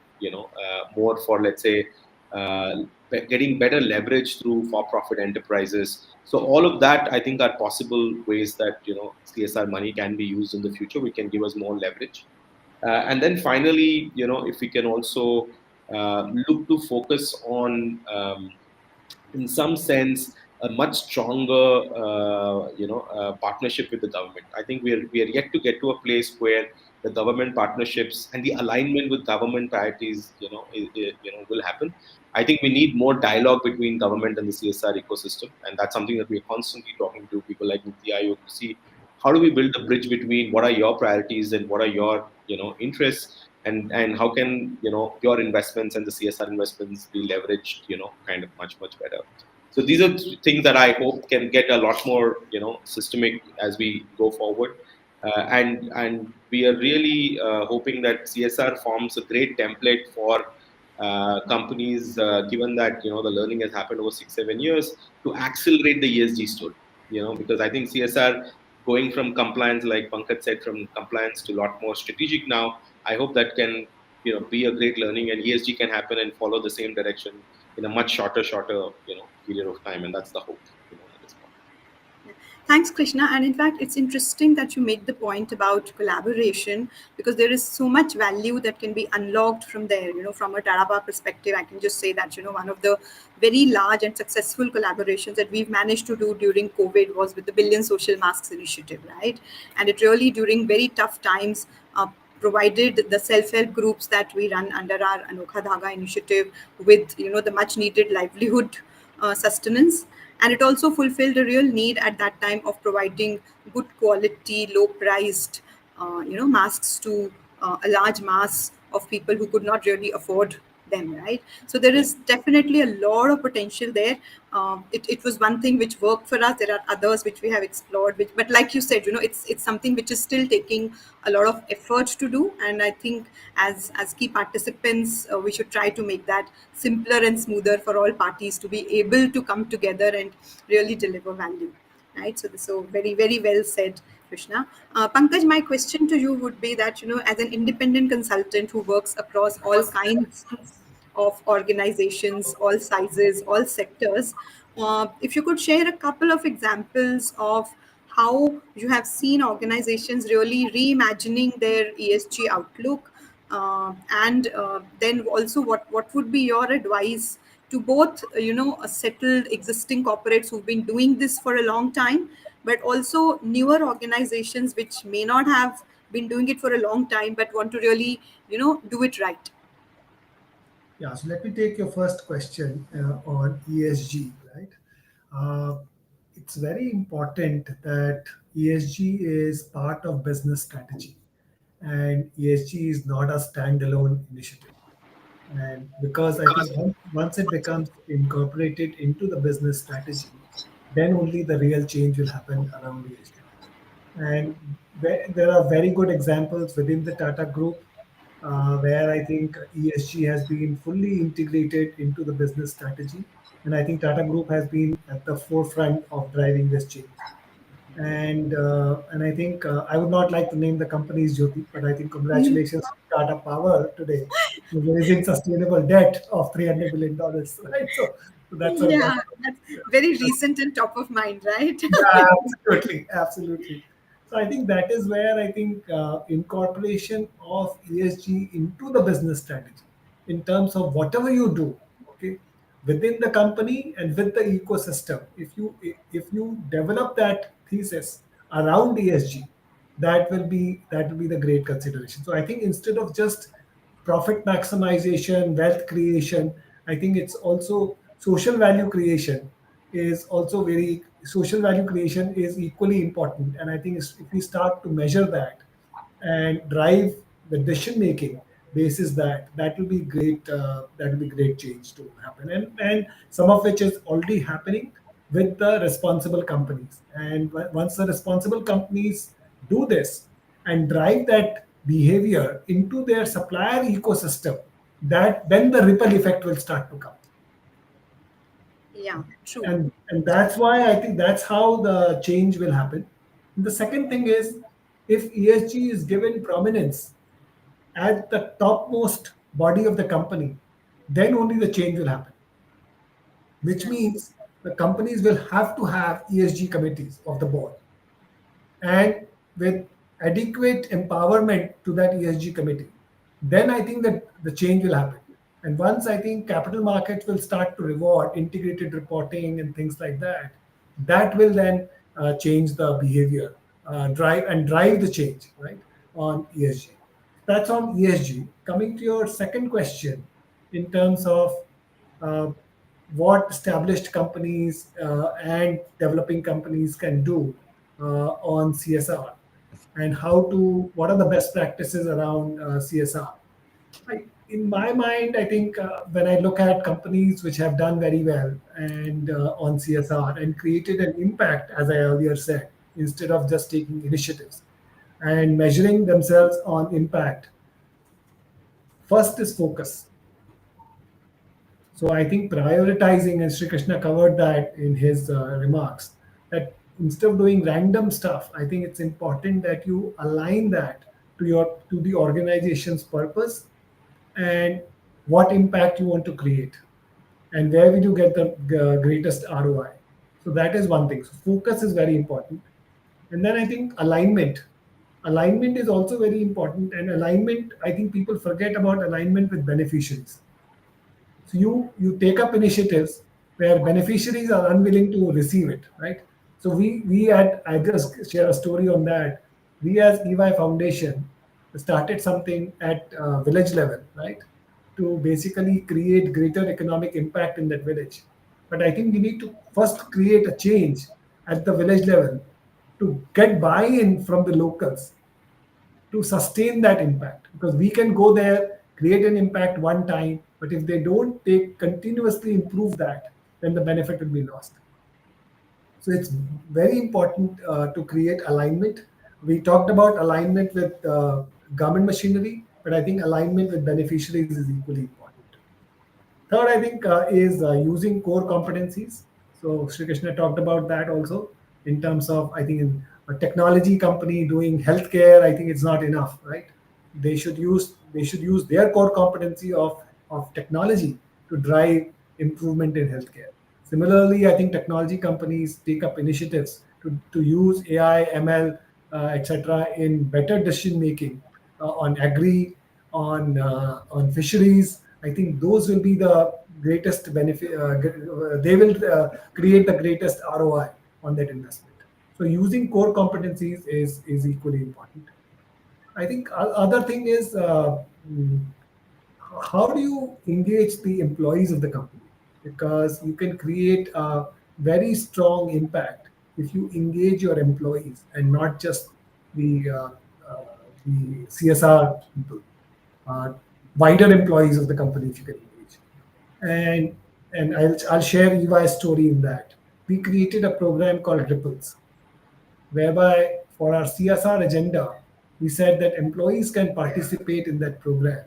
And then I think they can deliver that. And a lot of people, young people, are very passionate about this topic. So I think we got much greater impact because of that Ripples program, and it really created a ripple effect, not just coming from the center. And then I think it created a major impact by involving the employees.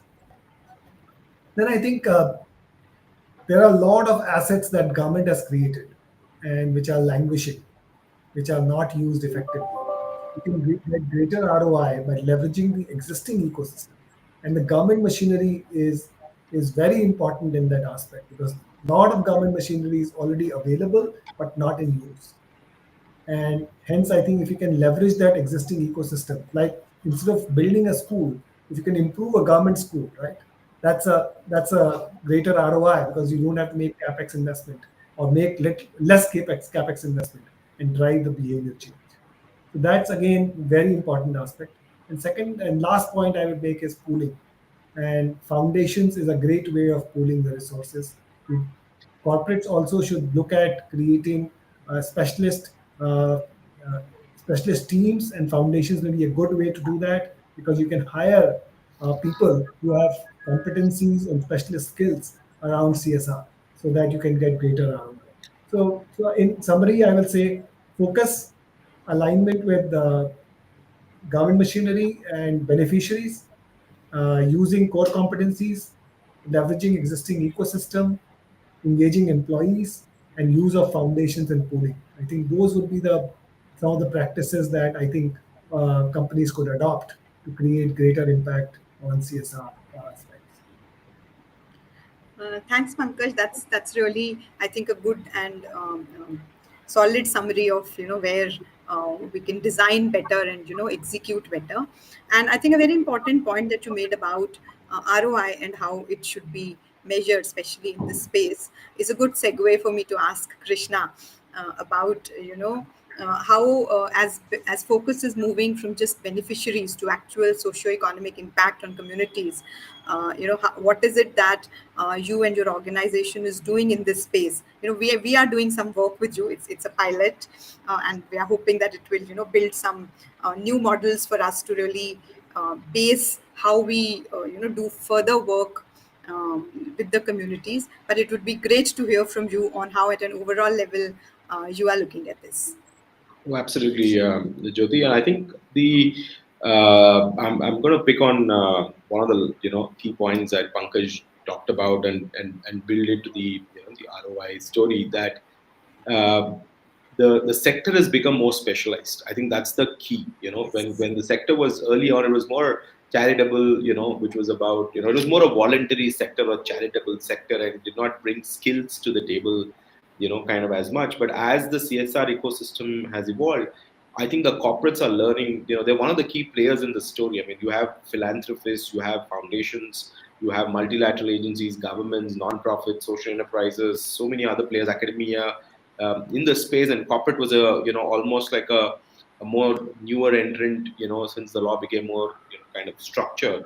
I think since then, the corporate India has learned a lot about, India's development and the opportunities in solving society's problem potentially aligned to their businesses very, very strongly. And that's for me the most encouraging part, and this is also clear in terms of the talent movement in the sector. There's so many people from the corporate world who move to the non-profit world or the impact world, and vice versa. You're hiring specialists from the other side into the corporate.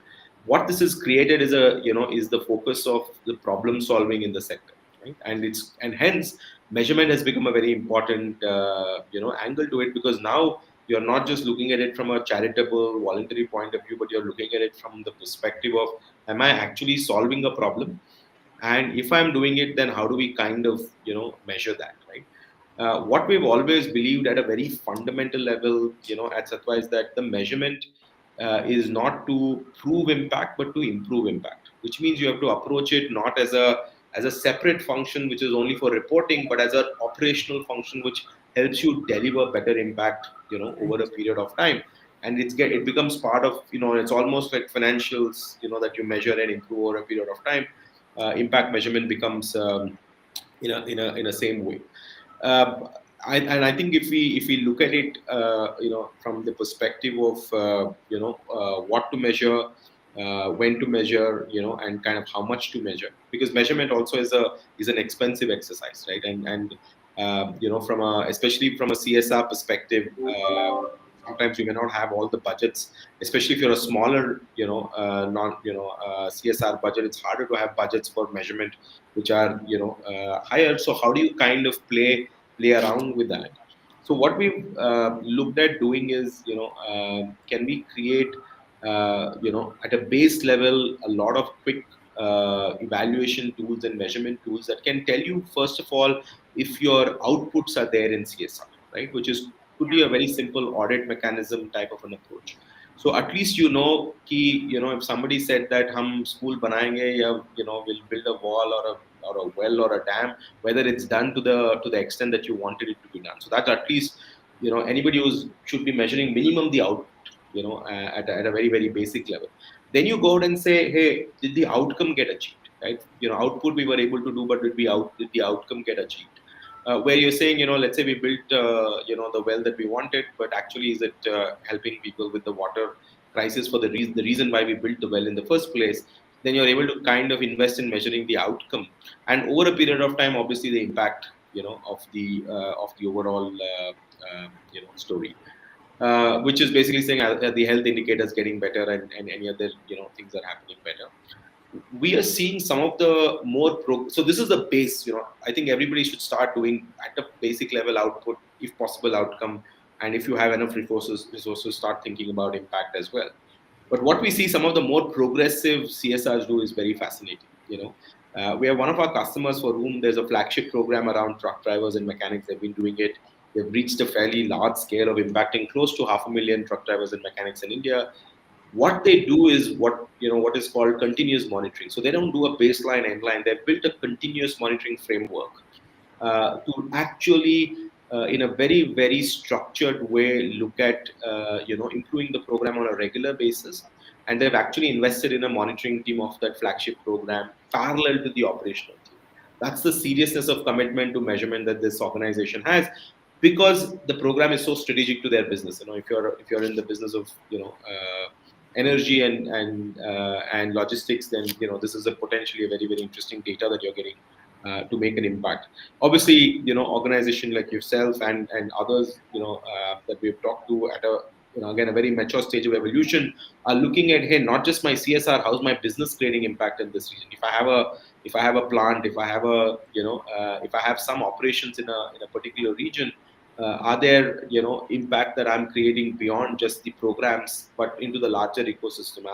Am I impacting aspirations? Am I impacting economies? Am I impacting environment in the region, and how is that happening? So it's gone beyond CSR into the business, measurement, of impact. The final thing is where people are almost, kind of looking at, are there ways that I can, figure out strategies that is linked to measurement that can feed back my operations itself. So it's not just my measurement, but it actually now gets significantly integrated with what I do and how I do it. And that is the last, literally the ultimate phase of, evolution, where social and environmental measurements are integrated to your operations and is driving your decision making. Otherwise, today, both CSR and ESG measurement are more at the end of the process, which is also how the law is today, kind of structured, saying once you finish your program, tell us what the impact was. But imagine that becomes a more continuous process that is integrated, with your regular business and operations, both CSR and ESG. I think that's the most, mature level of, putting it out. For me, one of the most inspiring moments was when a very, very large manufacturing company in the, in the cement space, they created they used to measure very, very regularly how, the impact that they were creating. But what they did was they created an external audit committee to review and rate the, the data that was coming. So it was not done internally, but by an external committee of, of experts. And I was fortunate enough to be part of that committee. And the committee would actually finalize whether the impact was there or not. So it was not an internal process, but done through a completely external. And that, kind of a transparency was amazing. And that report or the rating that was given by the external committee impacted everybody in the, the appraisal of the entire organization all the way up to the CEO. For me, that's like it's really serious commitment to creating impact, saying only when we create impact, we are able to kind of benefit from it. So that level of transparency, these are more very, very mature models, that are kind of emerging. So depending, my suggestion would be to companies saying, depending on your budget, and the size of programs, at the very basic, I think look at measuring output, if possible, outcome, and then, you can build a more progressive, approach to being a lot more ambitious about your measurement, which can eventually integrate with your operations. And that would be probably a good place for you to end up. True that, Krishna. And I think one of the points which I'm picking up from your conversation is that this is a great way also for large corporates like us and like a lot of others to go beyond being seen just as a provider of funds to a project to actually creating real shared value for our communities and measure the depth of socio-economic impact on the overall ecosystem in which we operate, rather than just saying, okay, here's a project we are funding, and then that's where it is. And I think it serves a deeper purpose of actually almost making ourselves redundant in the process, creating sustainability in the communities, so that they at a point of time no longer really need the CSR funds of organizations for them to function. So I think that's something which definitely should be the focus and ambition for all of us, because once we build that sustainability into how the communities sort of look after themselves and run their own ecosystems, that's when we will have really achieved what the real ambition of all social impact work should be.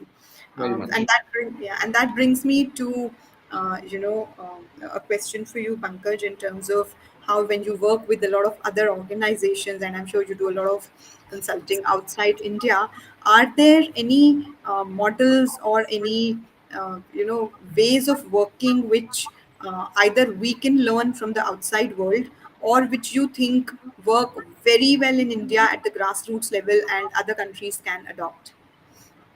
So I think I'll thank you, Jyoti, for that question. I'll just pick on, I think, the conversation that we just now had with respect to sustainability of CSR activities. So I think, as you said, that I think it should be self-sustaining.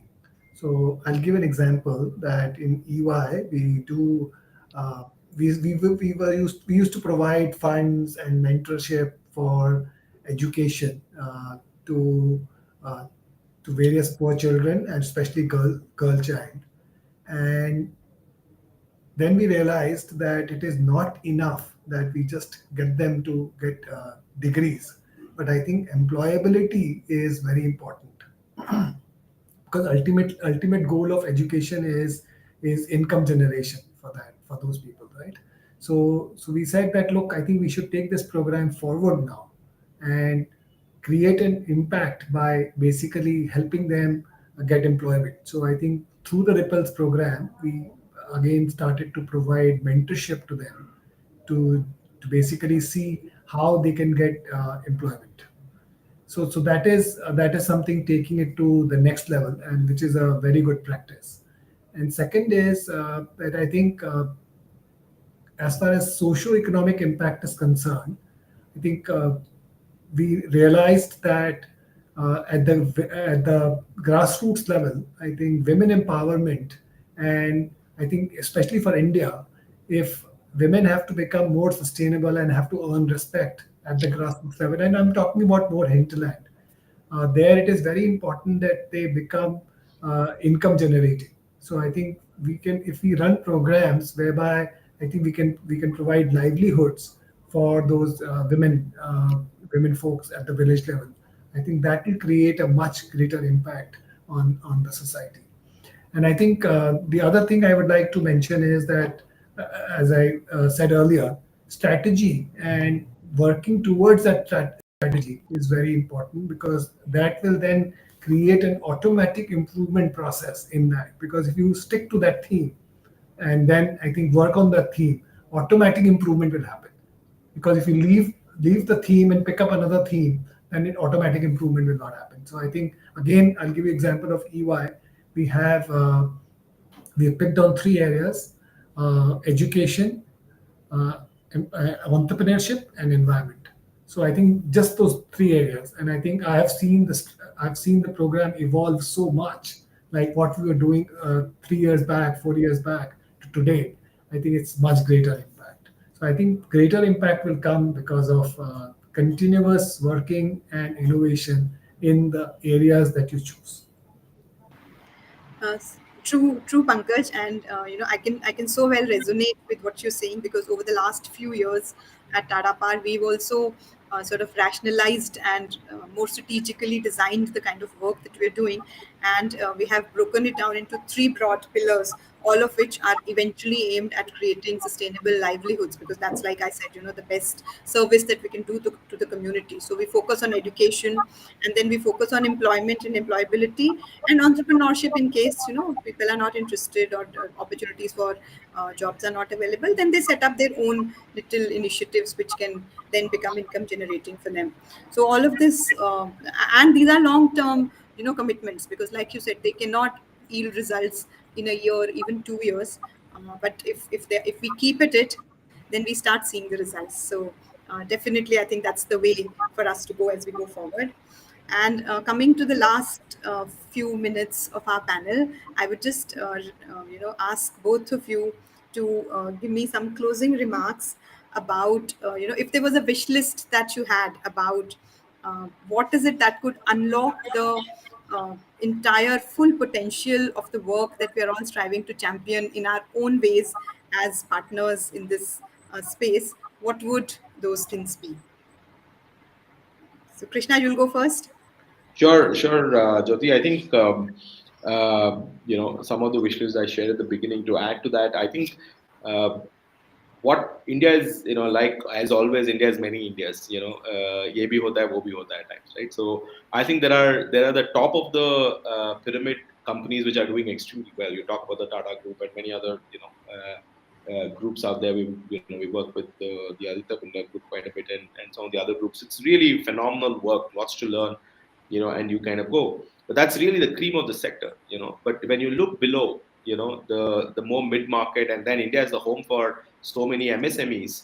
I think that's kind of where today the knowledge and the resources from a sustainability impact perspective has to kind of trickle down. And I think that otherwise we will probably end up kind of doing it more in certain parts of the ecosystem and not everywhere else.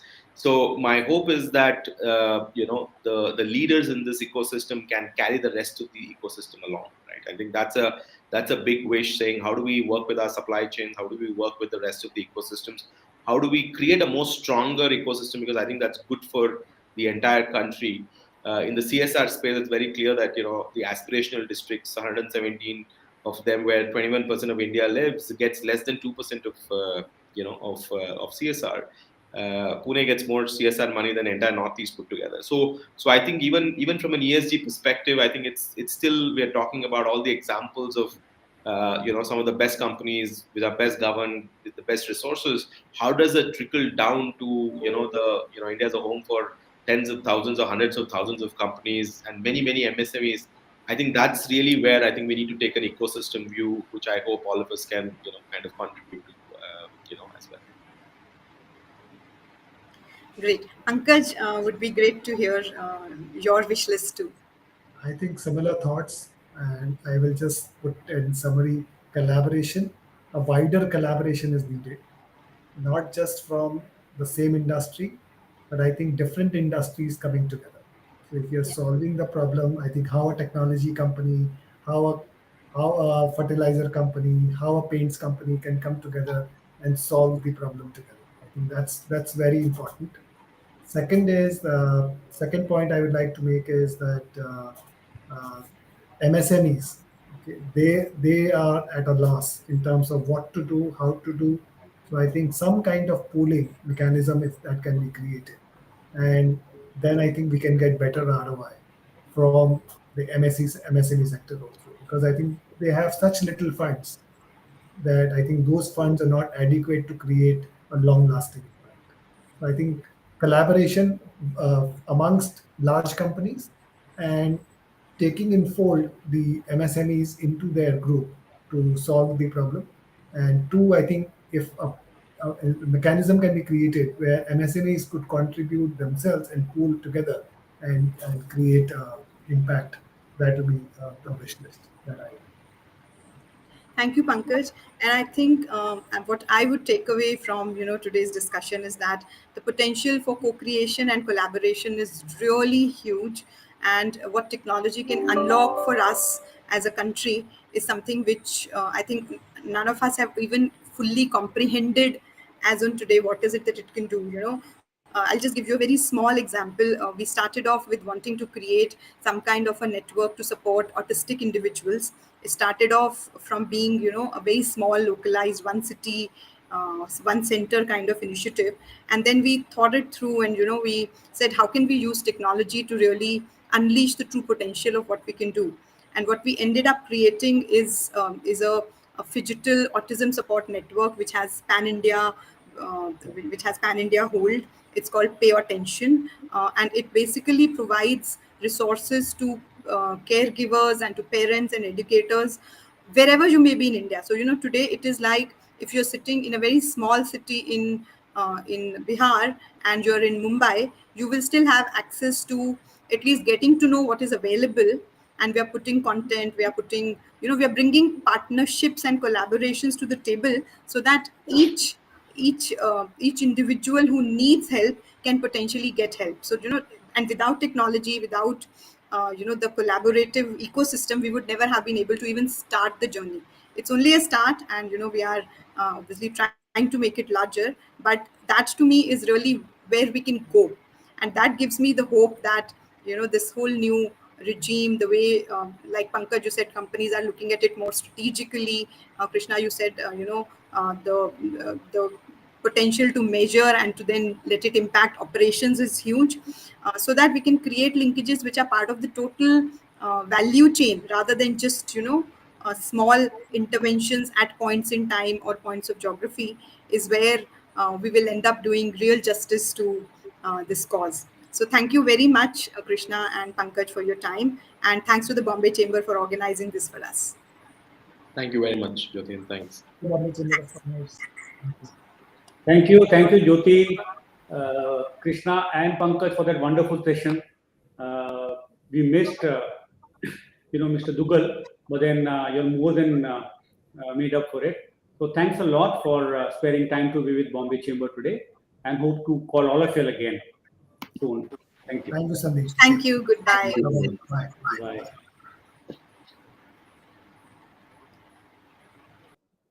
So that brings us to the end of all our sessions. We had a very, very interesting day, and I would now like to invite Ms. Pearl Tiwari, who's chairperson of our CSR committee, CSR and Sustainability, and she's also the head of CSR and Sustainability at Ambuja Cement. Welcome, Pearl, and for you to put it in context, the wonderful day we had, and also to deliver the vote of thanks. Over to you, Pearl. Thank you, Sandeep, and good evening, ladies and gentlemen, and what an enlightening CSR conclave this has been. Very, very difficult to sum everything up, but I'll do a little bit and do my best on this. We really couldn't have asked for a better lineup. Our three eminent keynote speakers, one representing the government and two from our corporate India, one from the manufacturing and one from the banking sector, threw some interesting light when they began. Mr. Jayant Sinha raised his concerns of a green future and how we need to do much more as a country. He talked about the variabilities in weather globally and in India, and he talked about how this is going to lead to significant stresses in India in the Indian agricultural harvests, leading to food insecurity. He in fact raised a point that we need to move from the farm to factory model, which is really the international model that we've copied, to the green frontier and go towards the green frontier. I thought that was a very interesting concept that he laid out. Ms. Rajashree Birla, of course, talked about how the law is an opportunity for businesses to be a part of the Indian economy, and traced their journey from 1940 when they began to be part of craft and towards how they've helped with crafting this CSR law over time, also participating in some very national agenda of polio eradication and all of that. Mr. Keki Mistry gave a very good overview on how this is an opportunity in CSR for us to participate directly in the SDGs as well as in times of crisis, giving the example of COVID and how India handled it so well. He talked about the fact that we've matured. India's CSR has kind of matured to an extent that we've seen benefits. We've developed our own competencies internally and have all moved towards strategic CSR. He also talked about regional imbalances and imbalances on thrust areas, particularly mentioning senior citizens and some geographies which are not really as lucky to get the CSR funding that it gets. And then he brought right into the conversation the ESG integration and its changing goalpost because of geopolitical reasons, and how we need to factor in what the investor priorities are as we move forward. Following this, I think we were privileged to understand some very relevant issues through two very, very interesting panels. We put out there the whole panel on CSR compliance being a paradigm shift, knowing fully well that in India, we've been embracing, companies have been embracing social needs. This is not a new thing in India. There were examples quoted through the day of how some companies have been responsible, philanthropic. But of course, in 2013, we had this law which came in, which first said voluntary demonstration, then it became more mandatory and compulsory. The whole thing moved towards more stringent rules, and how, while societal expectations have increased, now the importance is how do the stakeholders look at your CSR? And so the frameworks, the rules that have been brought in, and so on and so forth. To answer some of these questions, we had a very interesting panel, and we had this panel specifically talked about some of the positives of how this has been brought, CSR has been brought into the boardroom.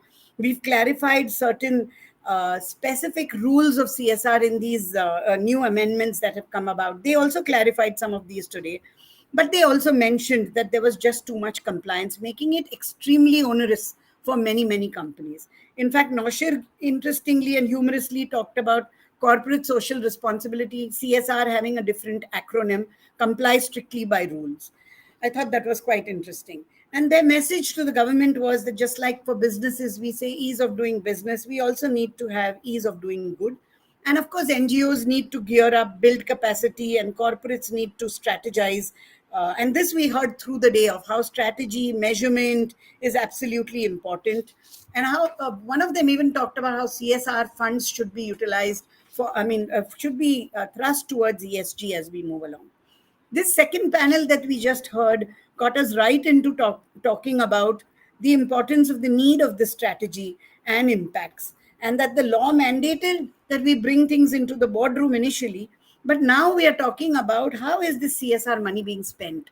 And so that's really, really important, that how do we as corporates gear up to do these impacts and put those out for our stakeholders to see. And again, we heard from a very, very interesting panel. They were just two of them, but I think they did total justice to talking about how, the driver of CSR has moved from compliance to this whole thing of impact.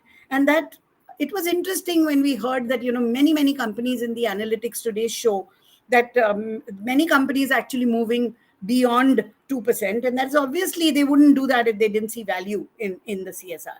But the important thing is to measure it. And so how do we measure it with output, outcome, all of that in mind? The fact that large amount of this money is now, it's a large outlay of funds. So how do we use it, with good impacts for the socio-economic development of industry, of the country? This panel again also stressed on how CSR has matured, specialized from just random activities to purpose-driven strategies in CSR, and how it is important to also look at creating multipliers through innovation, through collaboration. I know this resonates with me. We've been doing a lot of collaboration in Ambuja Cements. I represent that company. And, we believe that while there is so much more to do with technology use, collaborations, we are just not doing enough. And I agree with that we need to do much more on that as well, beyond besides the core competencies and bringing in the professionals that we've been doing. We also had a very interesting fireside chat between Amit Sachdeva and Anjali Kumar. And I think there the attempt was to really continue to decipher this layer of how ESG or CSR integrates into ESG. And how do we link these into corporate strategy and not just look at these as two poles. Mr. Sachdeva, in fact, mentioned how this has to be right in the center and intertwined, and not just doing clever accounting and creative PR. I think they mentioned too many matrices, too much reporting, not having, like we have the financial reporting standards globally. There is a need to do that, but there was a caution that there are cultures and contextual differences, and these need to be kept in mind as we measure. So this was essentially the summation of as we saw it through the day. And for me personally, I think this evening has brought about so much learning in so many dimensions, which we all talk about in fragments, otherwise in the CSR sector. I do hope all of us have been able to pick up some nuggets of interest out of today's conclave, and that we'll be able to deliver our CSR in a way that is far more meaningful to all our stakeholders as well as to our business. I see this CSR mandate personally in India as a big opportunity for us to make our businesses sustainable with great reputation, as well as participate in the building of this nation. So finally, I have the privilege to also administer this vote of thanks. I would take this opportunity to say a big thank you to Shri Jayant Sinha, the Chairperson of the Standing Committee on Finance, Parliament of India, and BJP Lok Sabha Member of Parliament from Hazaribhag, who so well articulated what he did in the morning.